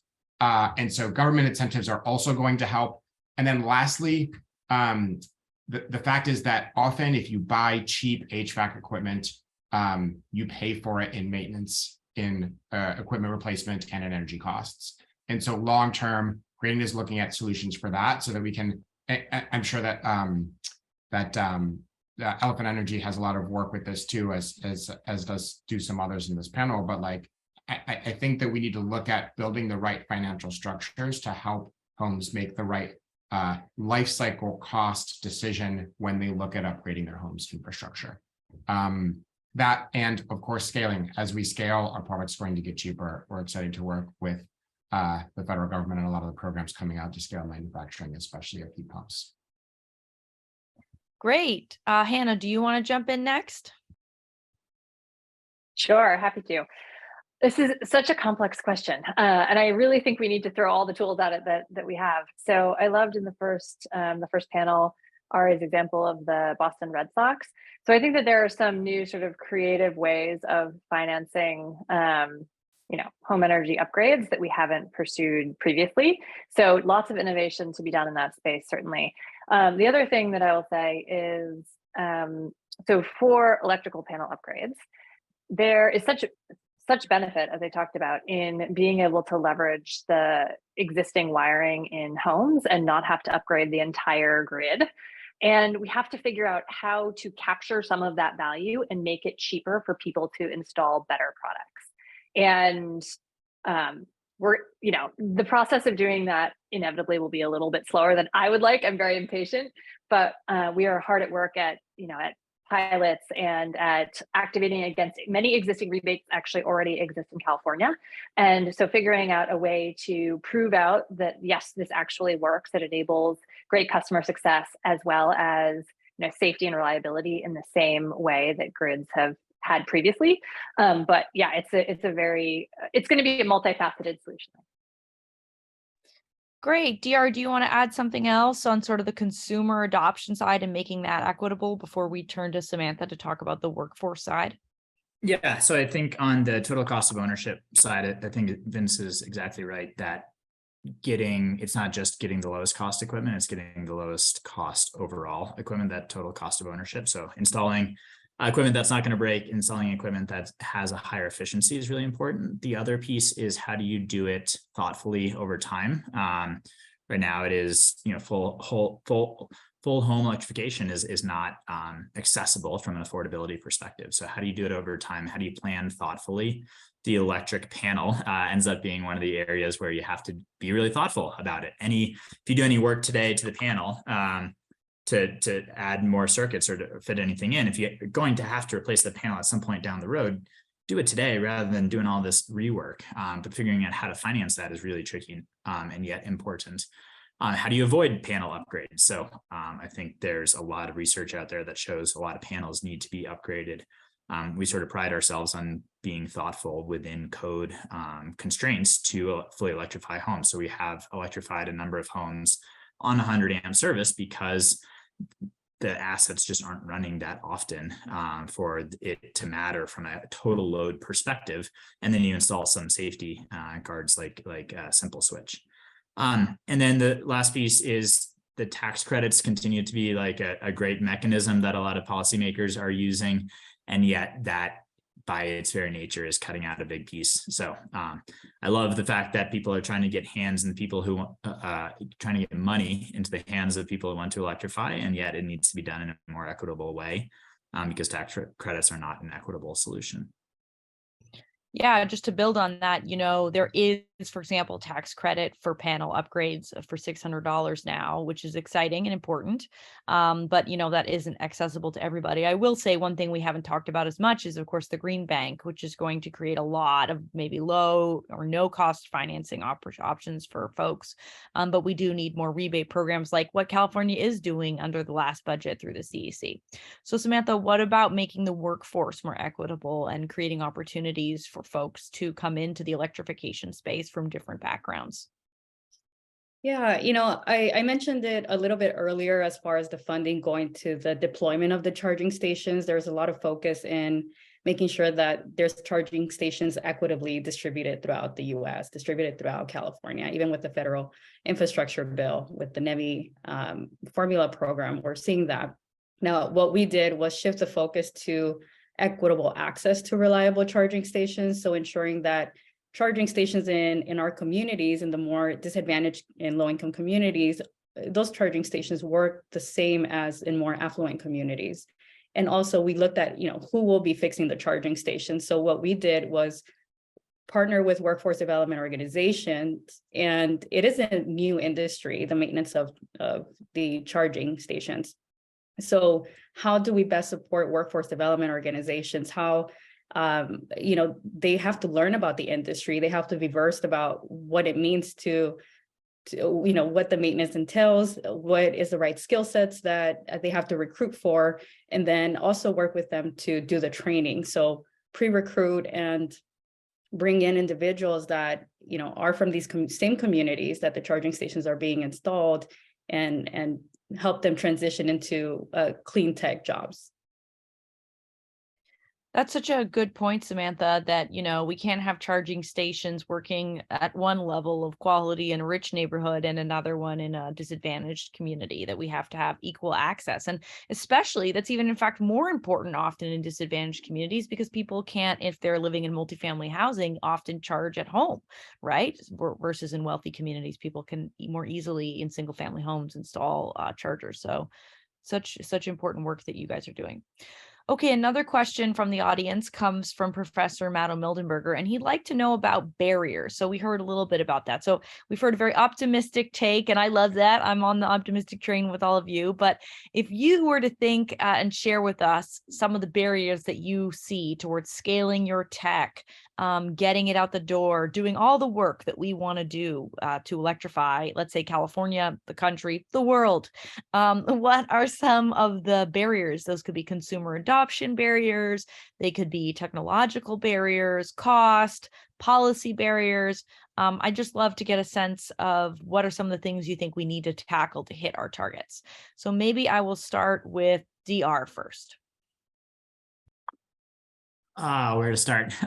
We wouldn't have a business if there weren't a lot of barriers. So I'm both a little thankful that there are barriers, but also it's daunting sometimes. I think workforce development is one of the hardest ones. There's a couple different layers to it. One is just there's an insufficient number of qualified technicians, electricians, HVAC, plumbing. It's all really difficult to find qualified technicians. There's a equity and justice perspective to it, where a lot of these companies are run by older white men, and yet the labor is not older white men. And so there's a question of how do you get more of the money that's flowing through this industry into the hands of the workers who are not old white men, typically, at least in the younger shops. And then how do you get training on them? Putting in a new furnace is relatively straightforward from how much training do you need? Putting in a heat pump that requires high voltage electricity, getting the dip switch settings and everything correct is also, kind of complicated. So the labor ends up being one of the biggest barriers as far as, where I think, what are the bottlenecks to getting this done at large scale over the next 10 years? I'll pause there. I think that's the biggest barrier that we see. Well, I got to call on Samantha to add on to that, because I'm sure she has things to add there. Yeah, in terms of workforce development, adding on to DR's comments, when we first went out to hire, we had 1,600 applicants. So it just kind of shows you the eagerness of people to want to participate in this industry. So we look at the barriers, as I mentioned, teaching workforce development organizations on what to look for and what skill sets to look for. I'll say that a different barrier that we saw earlier on was the funding for the operations and maintenance. That was almost non-existent, right? When there is I believe it was the Volkswagen settlement, all of the funding went out to electrify the infrastructure and to deploy charging stations, but there was very little money to be focused on the maintenance. So we're now seeing the shift that state departments like the California Energy Commission, the governor's office, and even the federal government have dedicated resources to the maintenance. So we're seeing a shift. I think we have a lot more to go. Because charging stations need more attention than the basic warranty services that come with the charging station. So having on-site technicians analyzing those issues. Hannah, what about you? What would you add to that? That's such an interesting comment by Samantha about the Volkswagen settlement having no money for maintenance. Fascinating. Hannah, what about you? What are some barriers you're seeing? Yeah, well, I will add two. So one is that it's just really hard as a homeowner, as a renter, to have people traipsing through your house all the time, right? It's annoying to upgrade this stuff. And people, for the most part, are living in the same way that they've been living for a very long time, and they don't think about upgrading a lot of these things until it breaks. So I would say that is a very big barrier that we just have to be more proactive about getting people to upgrade things and kind of pace it out in a way that works for people's job schedules and, baby naps and the things that really impact people's decisions about what to do in their houses. And then the second thing I will say is going back to the electrical code. I'll try to keep this high level and quick. The 2023 electrical code enables load sizing for your house based on dynamic load control, basically using span panel or other kind of smart load control, so that you don't need to upgrade from your 100 to 200 amp service if you are going all electric. But California and most other states are not on the 2023 version. And so we have already seen and anticipating a lot more issues when we're trying to deploy in a given community, and whoever is the authority having jurisdiction over the building code in that place says, sorry, we're on the 2020 version of the NEC or the 2017 version of the NEC, and therefore you can't do it this way. You have to wait for the utility to run bigger wires to all those homes. So I think in general, codes as well as permits and licensure, big issues across the country and as well as here in California. Yeah, that's infuriating to hear. If people Totally didn't get the I would add some anger to this moment. Like basically what Hannah is saying is you could be forced to spend a lot of money to upgrade a panel that you don't need to do, rather than using a technology that exists because somebody who's a bureaucrat is telling you you have to do it. And that's really wasteful of societal resources. It's not necessary. That's crazy. So that's a really important barrier. Vince, do you want to add in here? Yeah, I'll try to be quick because I'm mostly going to echo, but we see a same thing with the regulatory issues around refrigerants. The US is the last country to adopt the new IEC version of the refrigerant safety regulations. And so we can't use some next gen natural refrigerants. And then we get the same issue where when the US does adopt it, it has to flow down to building codes and AHDs and all of these other things. And so we are slow with adopting new categories of refrigerants. And I think it will hurt the transition. We've seen some of the things that DR mentioned, that a lot of installers don't know what heat pumps are or don't encourage people to install them, and having an installer in your home is difficult. You pick your battles. I think we've solved that. People are excited to see our heat pump and have it in their home. They can install it themselves. If it's a third party installing it, it takes half an hour, so it's really easy. But we've got supply chain issues to deal with, and so that's certainly a challenge as well. We're only for a certain building type, of course, today, but we're looking into scaling to other building types. And so making sure we understand just the nature of the slow turnover of the built environment. I think the last thing I'll say is that for us to do this clean energy transition, I think if there's anyone who resists this transition, often the reason is that it boils down to economic opportunity. We are shifting our economy from one category of jobs to another. There's if it's not done right, then we could leave out large classes of people. And so workforce development, who these jobs go to, how we train for these jobs is really important. And we would like to make sure that we're taking that into consideration as we make this energy transition. Great. Well, I think we've come pretty much to the end of our time here. I'd like to just provide a second for anybody to give a minute of any closing thoughts or anything they'd like to leave folks with. Maybe I'll start off with Samantha. Yeah, I'll just say that, reliability of the charging infrastructure and making sure that we focus our attention in making, giving people the access to have a reliable infrastructure is really important. Streamlining those processes to ensuring that they are taken care of faster. And there's a lot of opportunities for individuals to transition into the clean tech economy, the EV charging industry. There has to be some willpower to create flexibility within the organizations to be able to help people transition to the clean tech industry. Thanks, Samantha. What about you, Vince? Yeah, there are a couple questions around refrigerants that I didn't get to answer. I'll quickly say we use R32 today. A lot of the natural refrigerants that are being considered are flammable, which was the question. And I think that our system is designed to have really low charge. We basically replace an open natural gas line in your home that is often set on fire for your cooking or your heating with a small factory sealed couple 100-gram charge of refrigerant. And by the way, our system keeps it all outdoors, so none of it's ever in the house. This is a common strategy. Your mini fridge may use butane as a refrigerant. It's relatively friendly. And we also think that there's a big place for CO2 as a refrigerant coming up. What else? I think, my other closing thought here is that this is going to take a lot of people. It's a very much yes and situation. And it's super exciting to see folks on, the workforce development side, different aspects of hardware, on the policy side and the consumer education side. I probably, when I started the company, was much more disillusioned with the progress we could make, but thanks to things like the IRA and what the Energy Commission has done to push forward, I think there's hope here, and excited to help be on this panel and part of the community to keep that momentum going.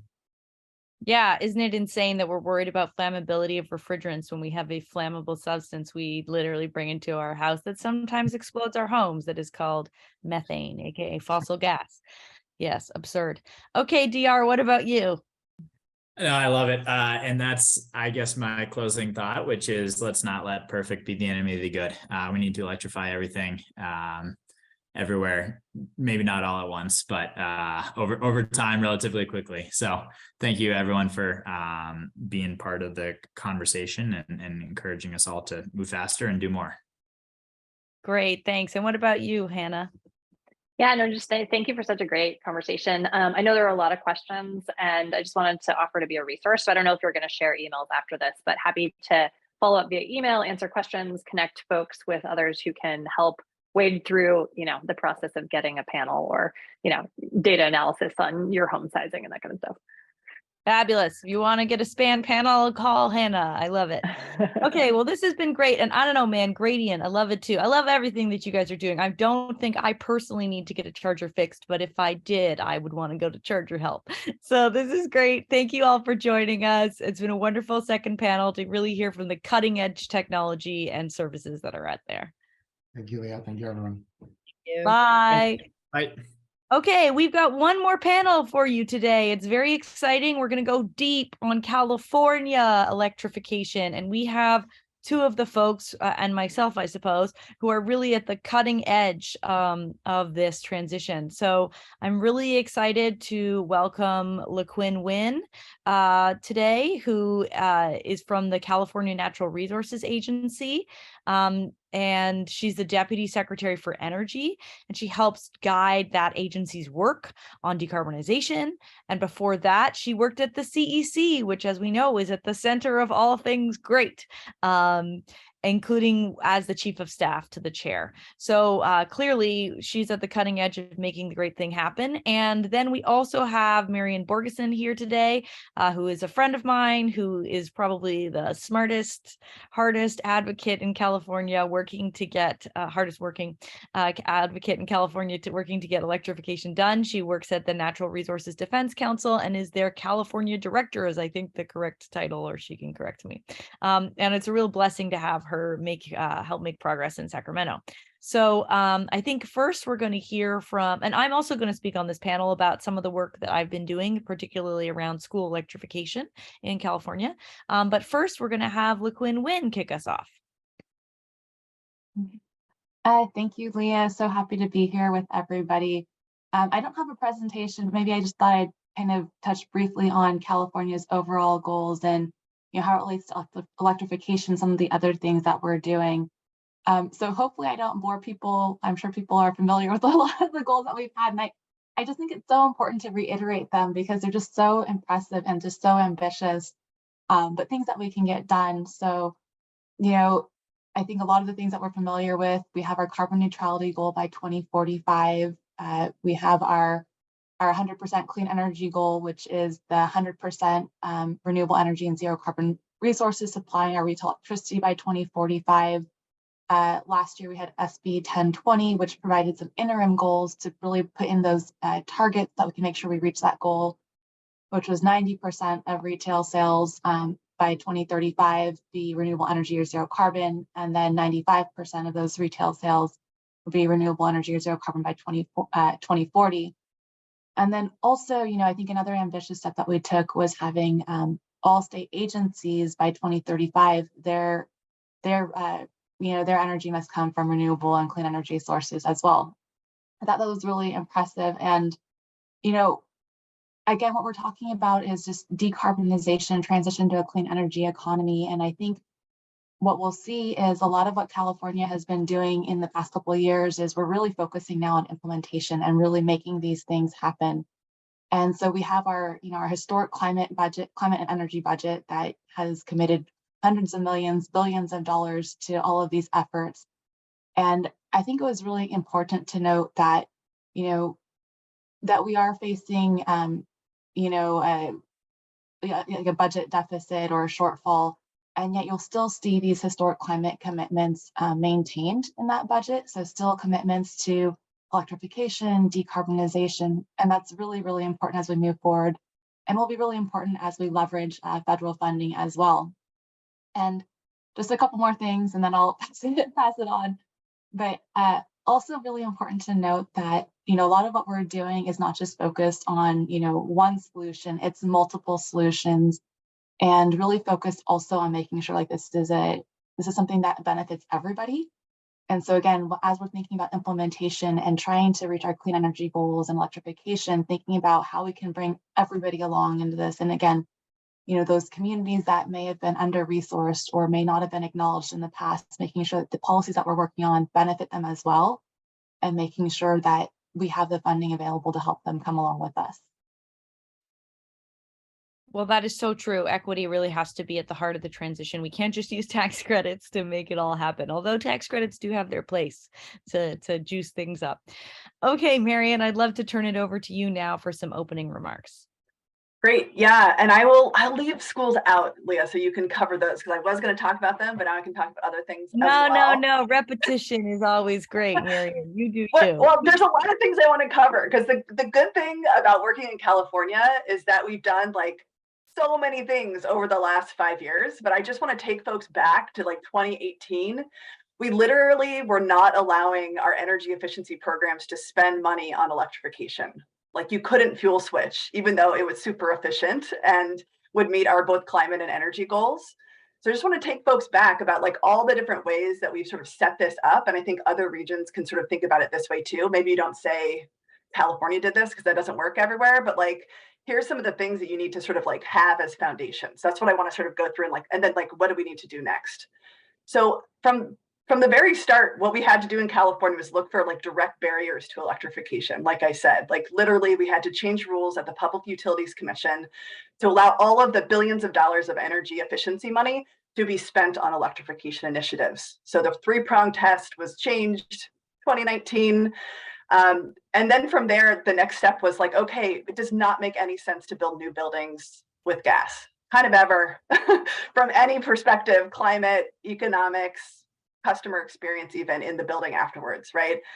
And so we had a wave of local governments, both county and city governments, that passed REACH codes that require new buildings to be all electric.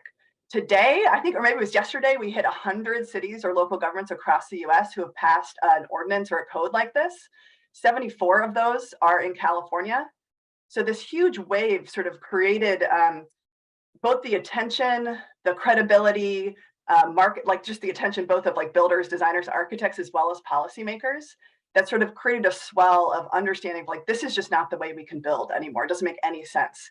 Paired with that, California also passed a state building code that just went into effect that makes it very difficult and strongly encourages all electric buildings. And if you're going to build a building with gas, you still have to put in all of the wiring for the future electric appliances. So you're not foreclosing on that and causing additional costs for folks down the road.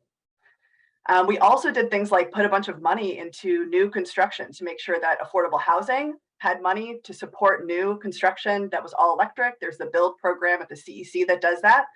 And then there's a new market rate program at the CEC also that's just launching this year to help market rate go all electric, to make sure that they have all the support they need to make the right choice. Also in the last year, California got rid of, and this actually takes effect this year, subsidies that we were literally giving to put new gas lines into new homes.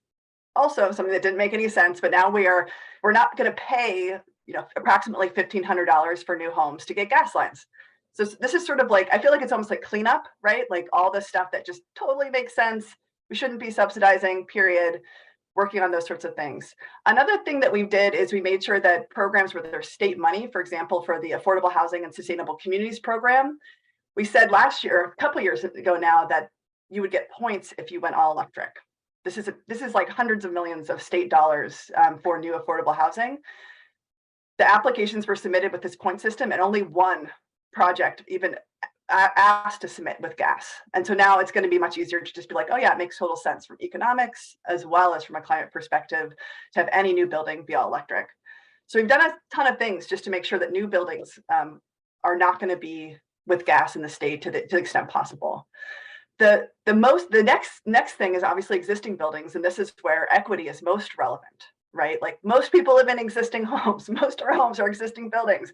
Most of the homes in 2050 have already been built, right? So like this is required. And the last panel that was here, like so inspiring in terms of all the new technologies and ways to make this affordable, viable, easy for people. Because the last thing that most people want to do is think about like what to do when their hot water heater breaks, right? It just needs to be like, the market needs to be ready to offer that. It has to be a normal thing to do every time you change a piece of equipment in your house. And so on that, we have the governor setting targets around 6 million heat pumps by 2030, 7 million climate-friendly homes by 2035. We have big public statements that are being made by key folks.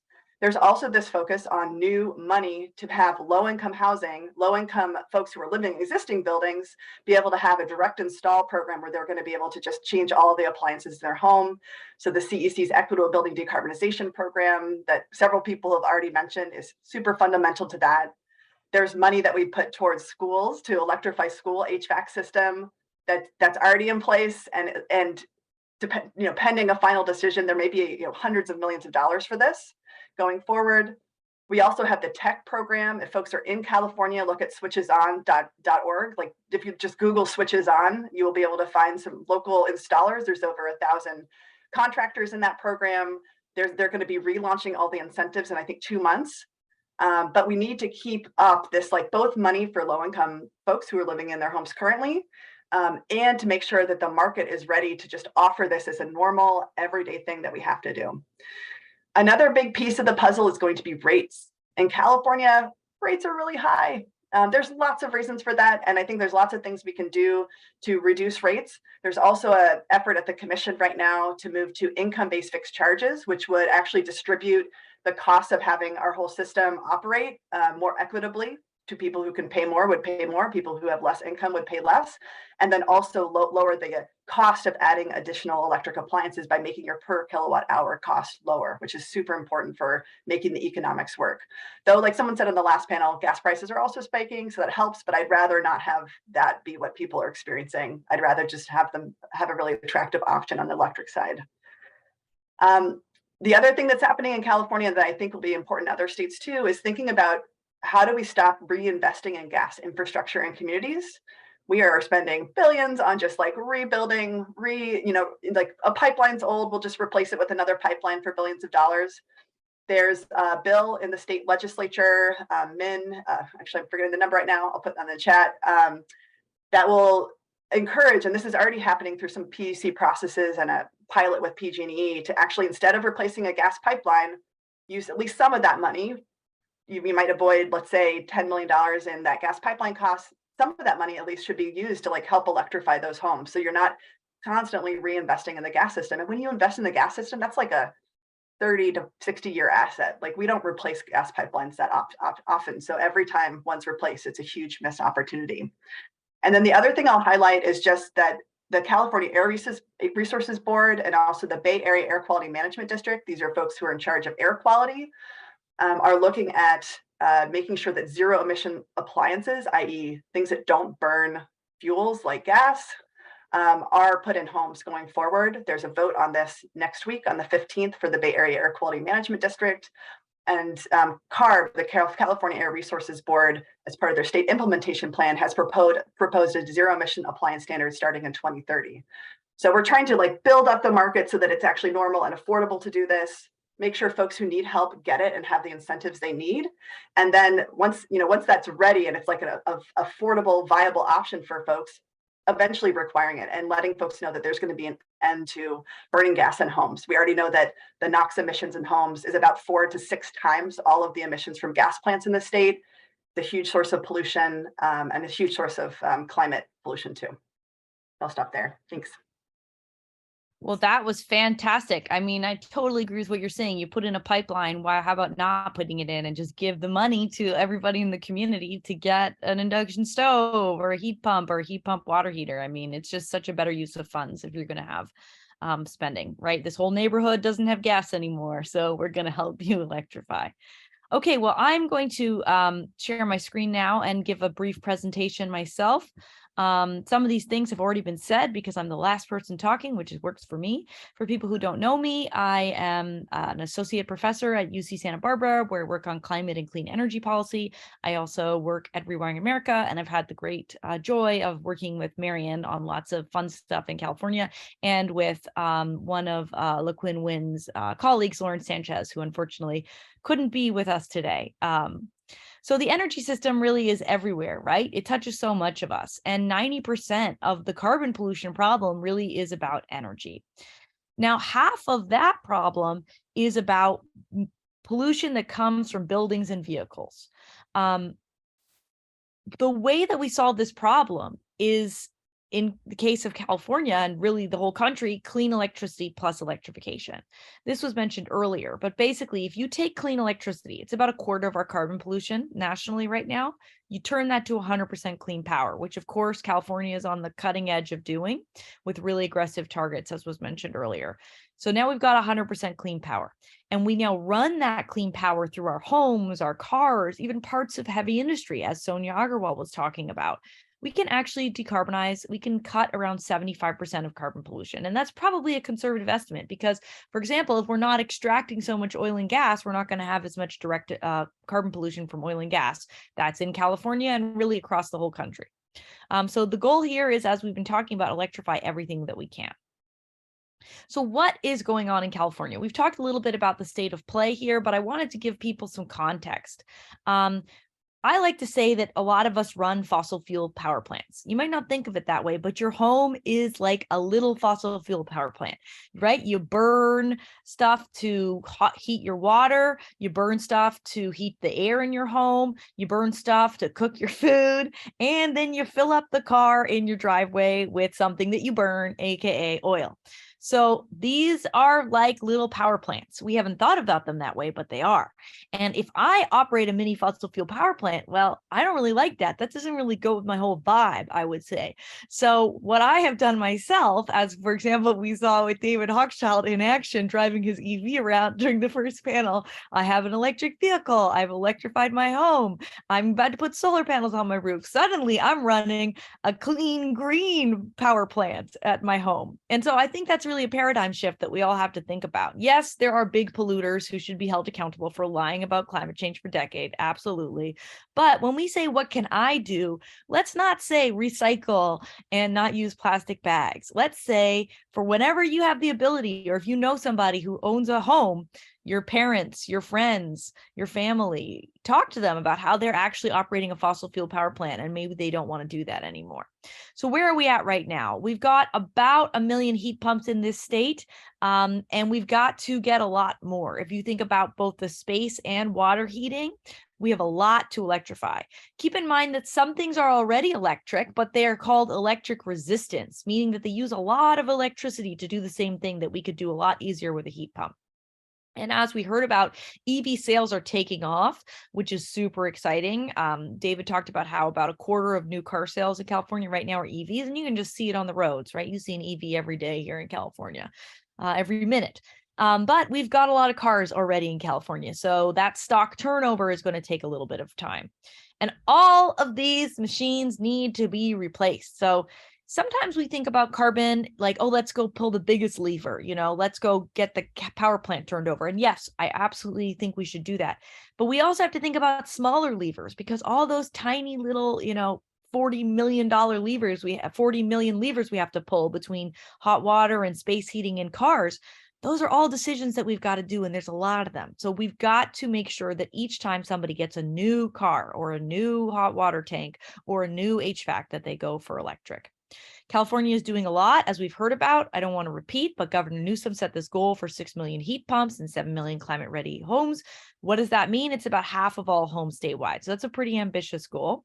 He's also proposed, as was talked about, ending the sale of new gas appliances by 2030. And as Merrian talked about, there's this Bay Area effort to do that even earlier, which is super exciting because it's not just about, as Merrian was saying, oh, let's stop putting in machines in new buildings, which are a tiny slice of our building stock. It's about, hey, let's stop putting in fossil fuel machines everywhere. Like maybe you can't put a gas stove in a home anymore.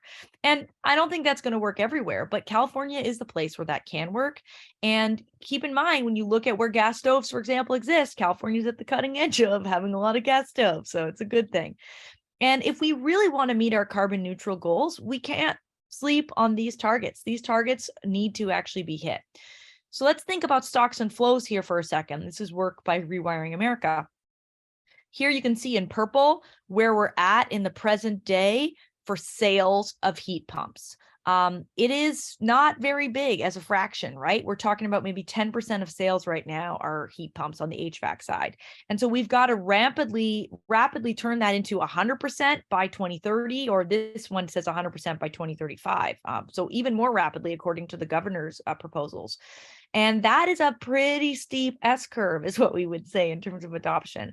And keep in mind that even if we hit that amazing thing at the point of turnover, we have stocks, right? So that's the flow of new HVACs, but we have the stock turnover. And you can see that we have to be hitting these aggressive targets if we want to be getting to 100% by 2050, let alone what California is saying, which is 5 years earlier by 2045. The same can be said for hot water heaters. In fact, hot water heaters are even slower behind the curve. We didn't hear about the interesting innovations that much that Rheem, for example, has had, where basically they now have a heat pump that you can plug into a socket rather than having to upgrade it. And that's a really big innovation that we've seen in the last year. So we, of course, have talked briefly about the Inflation Reduction Act. There's a lot of money that's going to come, including to California, to do this. Here's the math. About $500 million of that money goes to California because it's done by allocation, and the $9 billion turns into about $500 million. How many homes can that do? Some simple math. We estimate it's about $9,000 per home. That can do about 65,000 homes. So that's great, but as you can see, it's a bit of a drop in the bucket. We've also seen this a little bit with the tech program, for example. The tech program is fantastic, but it certainly burns cash pretty quickly. We also have tax credits now, as been mentioned, the $2,000 off a heat pump, the $600 off of insulation and or a panel upgrade. Very exciting. And we've got the EV money too. And I already mentioned this, but this was the fact I learned today, that somehow the JCT and CBO, which are the organizations federally that score how much money we're going to spend, thought we were going to spend $9 billion on EV tax credits, which is amazing and hilarious. And I would say, let's add a couple zeros onto that number and we might be right. Maybe just 1 zero, maybe 2. That would be insane. But, that's what we got to talk about if we're actually going to electrify. And of course, we have California investments too. So this amazing almost $1 billion in last year's budget that Merrian played such a critical role in getting done. Additional money for the tech program, which has run out of money. And the thing that she mentioned briefly is we worked very hard to get money to electrify schools. The CEC has a program called CalShape, and we got $20 million into that program, which is super exciting.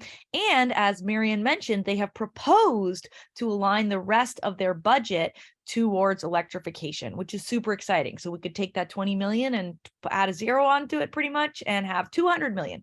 Now it costs about $1 million to electrify a school. Hopefully we can figure out how to do that cheaper, but let's say that is correct. That means with 200 million, we could do 200 schools, and there are about 10,000 schools in California. So again, gives you a sense that we've got to think about additional levers like school bonds.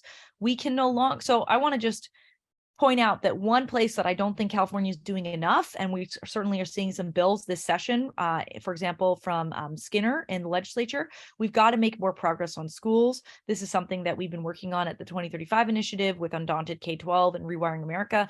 But why on earth, just like Merrian was saying, would we put public dollars towards putting a gas furnace in a school? That's terrible for kids in terms of air quality and their learning outcomes. And it's terrible financial decision because schools are not super well resourced. And if we put a new gas HVAC in it and they have to change it 10 years from now, that's going to cost money. So we should be saying, just like we're saying with a lot of other parts of the California budget, that we're going to align our spending with our climate goals. And we are not aligning our school spending with our climate goals yet, and we've got to do that. The last thing I'll say is that a couple days ago, Governor Polis did something pretty exciting, which he said that he would offer additional tax credits on top of the federal tax credits. This is something that we should think about doing in California too. He's got things for heat pumps, e-bikes, which we didn't get federally, and electric lawn equipment, because yes, my friends, we can no longer use gas lawn equipment. And even though in places like Santa Barbara, we have an ordinance that you can't do it, let me assure you that my neighbors' folks still come and use gas-powered leaf blowers all the time, despite them being illegal. So thanks very much. I hope that folks found that interesting.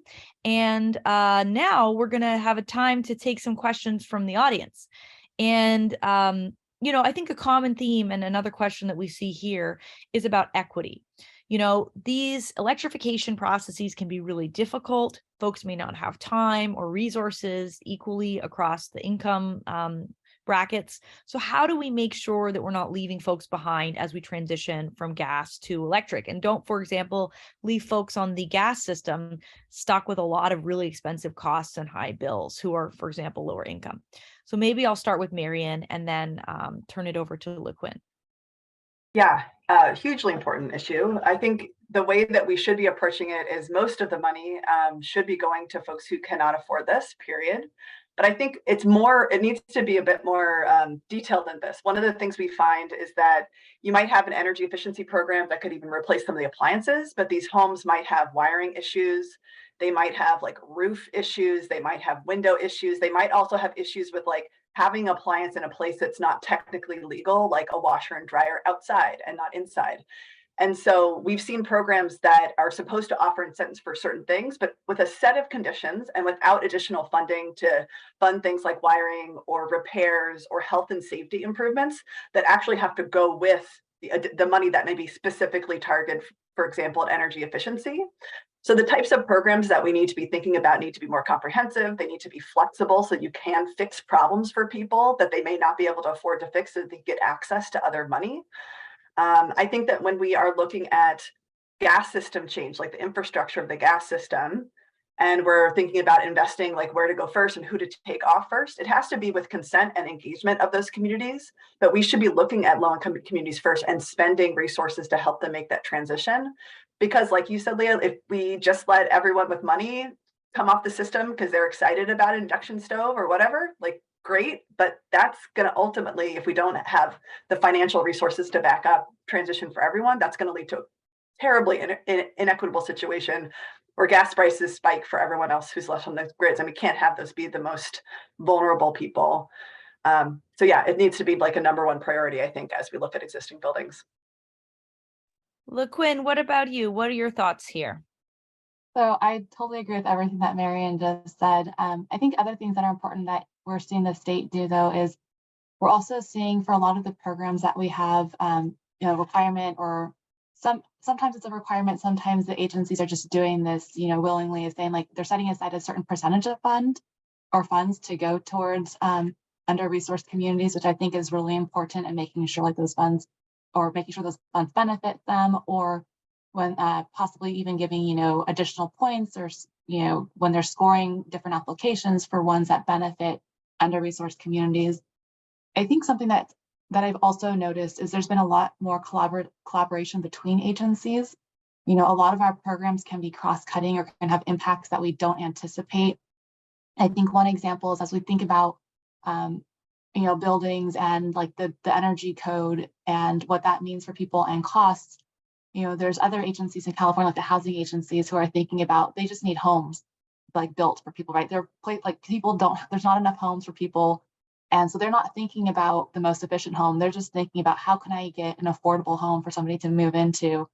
And so there's been an increase in collaboration between agencies, which I think is really important for addressing this conversation and making sure that, as we think about these different programs that have different focuses, they're working together to make sure that we're not, maybe building all of these new homes that are affordable, but not thinking about electrification or vice versa. So trying to hit all of those goals at once. And I really think it's important that we think of the overall energy system and the bigger picture of what we need to do. I think, again, it's really important during this implementation phase that we're not too specific and like down in the weeds, but also think about the larger picture. And I know it's kind of like, I guess a better way to explain like what I mean is I was at a conference last year and we were talking about electrification and the clean energy goals and the clean energy transition in California. And there was a community advocate who was in a panel later in the day, and they're saying like, this is really exciting. This is great to hear about, the move for California to transition to clean energy. However, he was saying, when people talk about, providing funding for under-resourced communities to have zero emission vehicle cars or EVs, he's like, I'm not even at that point when he walks around his community and sees that some people don't even have streetlights. So for them, like they're not even thinking about, electrifying their homes or electric vehicles. They're just thinking about how do they get streetlights, how do they just even maintain the energy reliability in their homes. So again, I think this is like a broader conversation, again, that is just this really cross-cutting conversation that we need to have to address these various pieces and make sure they're all in place so that we can successfully transition to these all-electric homes. Yeah, those are all really good points. I think that's really important that we think about, equity in the transition and making sure that it's working for everyone across California. So we had another question, which is slightly on a different topic. And the person said, I'm surprised that no one has mentioned the natural gas industry and gas utilities as a barrier, given their lobbying power and the ability to block or slow down changes to codes and regulations. So I'm happy to make some first comments about that. And then maybe Merrian wants to, and maybe we will let Le-Quyen off the hook for that one. But yeah, this is a big issue, isn't it? In Santa Barbara, for example, we had an effort locally led by folks like the Sierra Club and the local group CEC to put in an all-electric new construction building code. This was done in many other places too, like 50 cities across the state have done this. And in advance of the meeting, folks across the community got text messages with misinformation saying that people were going to take away their gas appliances, maybe even gas stoves. This is a couple of years ago, and that it was going to collapse the grid and we needed to all show up. And as I understand it, members of the council got 400 letters from people who basically were misinformed. And what was clear is that this information was sent by a group called Californians for Balanced Energy Solutions, which is a front group that no longer exists because it was unmasked as being funded by Southern SoCal Gas. SoCal Gas ended up getting into some trouble for doing this at the Public Utility Commission. But, the fact that we have utilities that we pay money to without a choice, who are using customer money essentially, or perhaps profits, but it's all customer money at the end of the day, to run misinformation campaigns and slow down the transition is really egregious. If folks want to learn about this, my podcast, A Matter of Degrees, did an episode about this exact issue. It's called The Devious Plan to Keep You Hooked on Gas or something like that.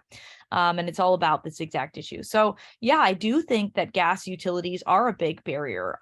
One innovation that's been done so far, I think in San Francisco, and Merrian can correct me, is trying to make sure that we have workforce transition for people who are, for example, pipe fitters. And one thing that we need to do in California with pipes is deal with our water system. Gray water is actually a really important thing that I don't think that the state is thinking enough about. And it's a solution where we can use folks who are laying pipes for gas and have them instead lay pipes for water.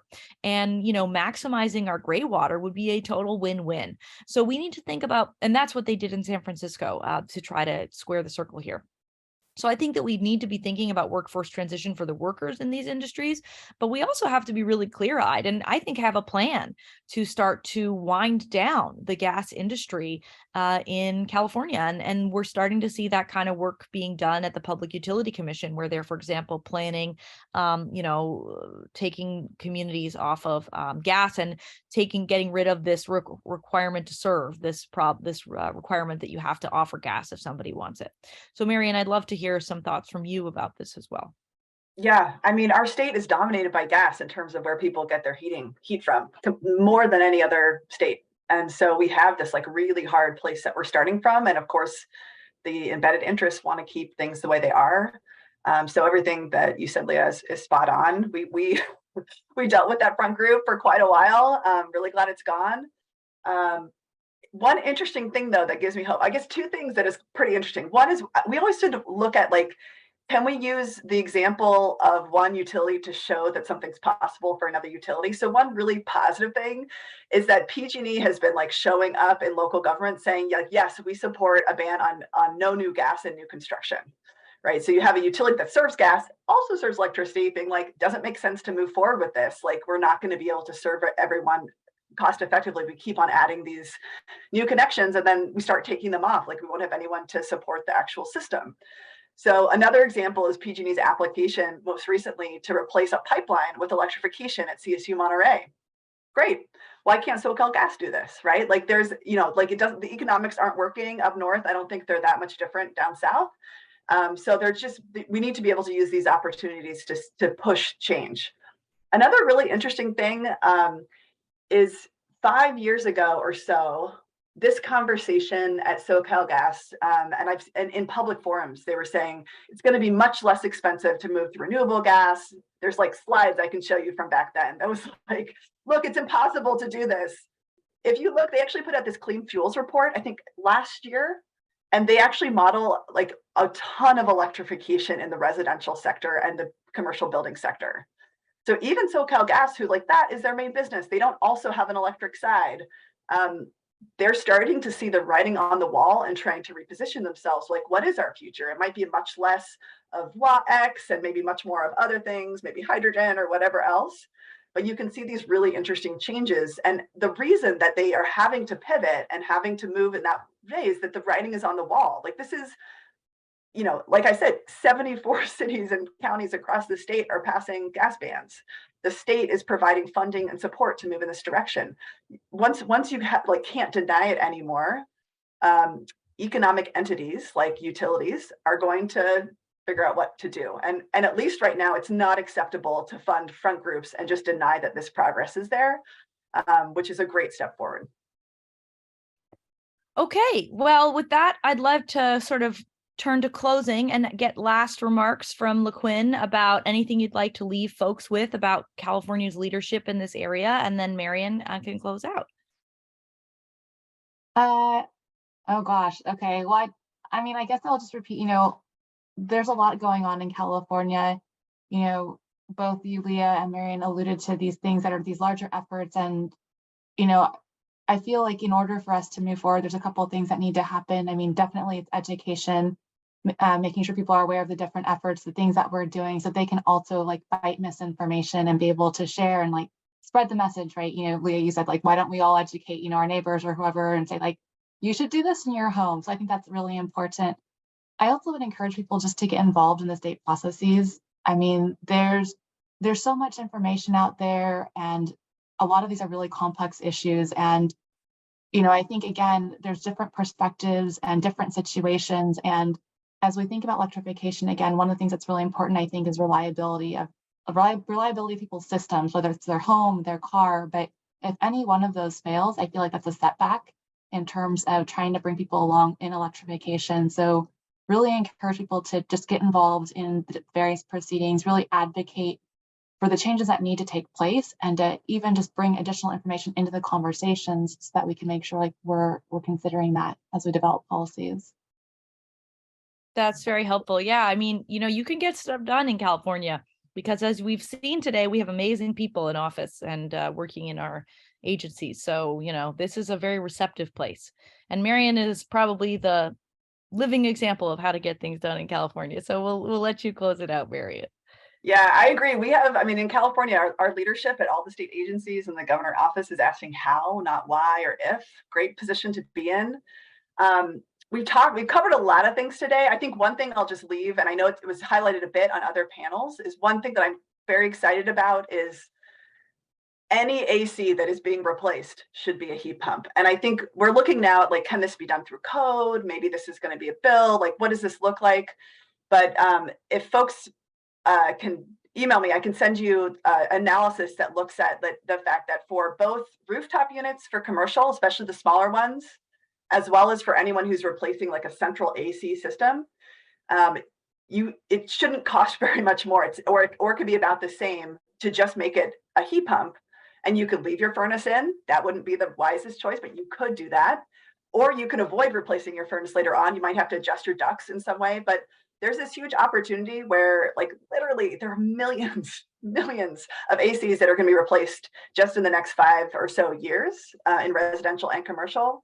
And we need to be letting folks know this is both a thing that we should regulate on and make clear publicly, but also should be like, is just not in people's understanding. Like people don't even know. They don't even know to ask about this. They don't know to think about this. And it's not always in the best interest of contractors to say, hey, instead of buying these 2 products, the furnace and the AC, maybe just buy the 1 product. Like, you know, there needs to be more contractors like Elephant Energy that we heard from earlier, that DR talked about, or others that make this like easy, cheap, affordable, and it really can be already. It already is for many, many people. So I'm excited about the potential and really appreciate being able to be here today. Yeah, that's such a great point. You know, CLASP, which is an advocacy group for years, has been saying that we shouldn't sell air conditioners. We should only sell heat pumps. And I think that I didn't get that initially, but now I'm like, yeah, this is a really good point. Well, this has been such a wonderful morning in the Pacific Coast and even afternoon in the Eastern time zone, if you've joined us from there, to spend with all of you. I'm so glad, and I want to thank Le-Quyen and Merrian Borgeson for joining us today, and really thank all the panelists who came to help us talk about electrification in California. Just as a reminder, we did record this and we will be posting it online, and we'll send it out to the folks who registered. And we are also going to write a policy report coming out of this fantastic conversation. So I just want to say thank you to everybody who joined us today, asked questions. Sorry we didn't get to them all. There's 86 left over, but we did do our best, and we tried to combine them together too. So have a great rest of your day and go electrify something. I guess that's the action item here. Bye, everyone.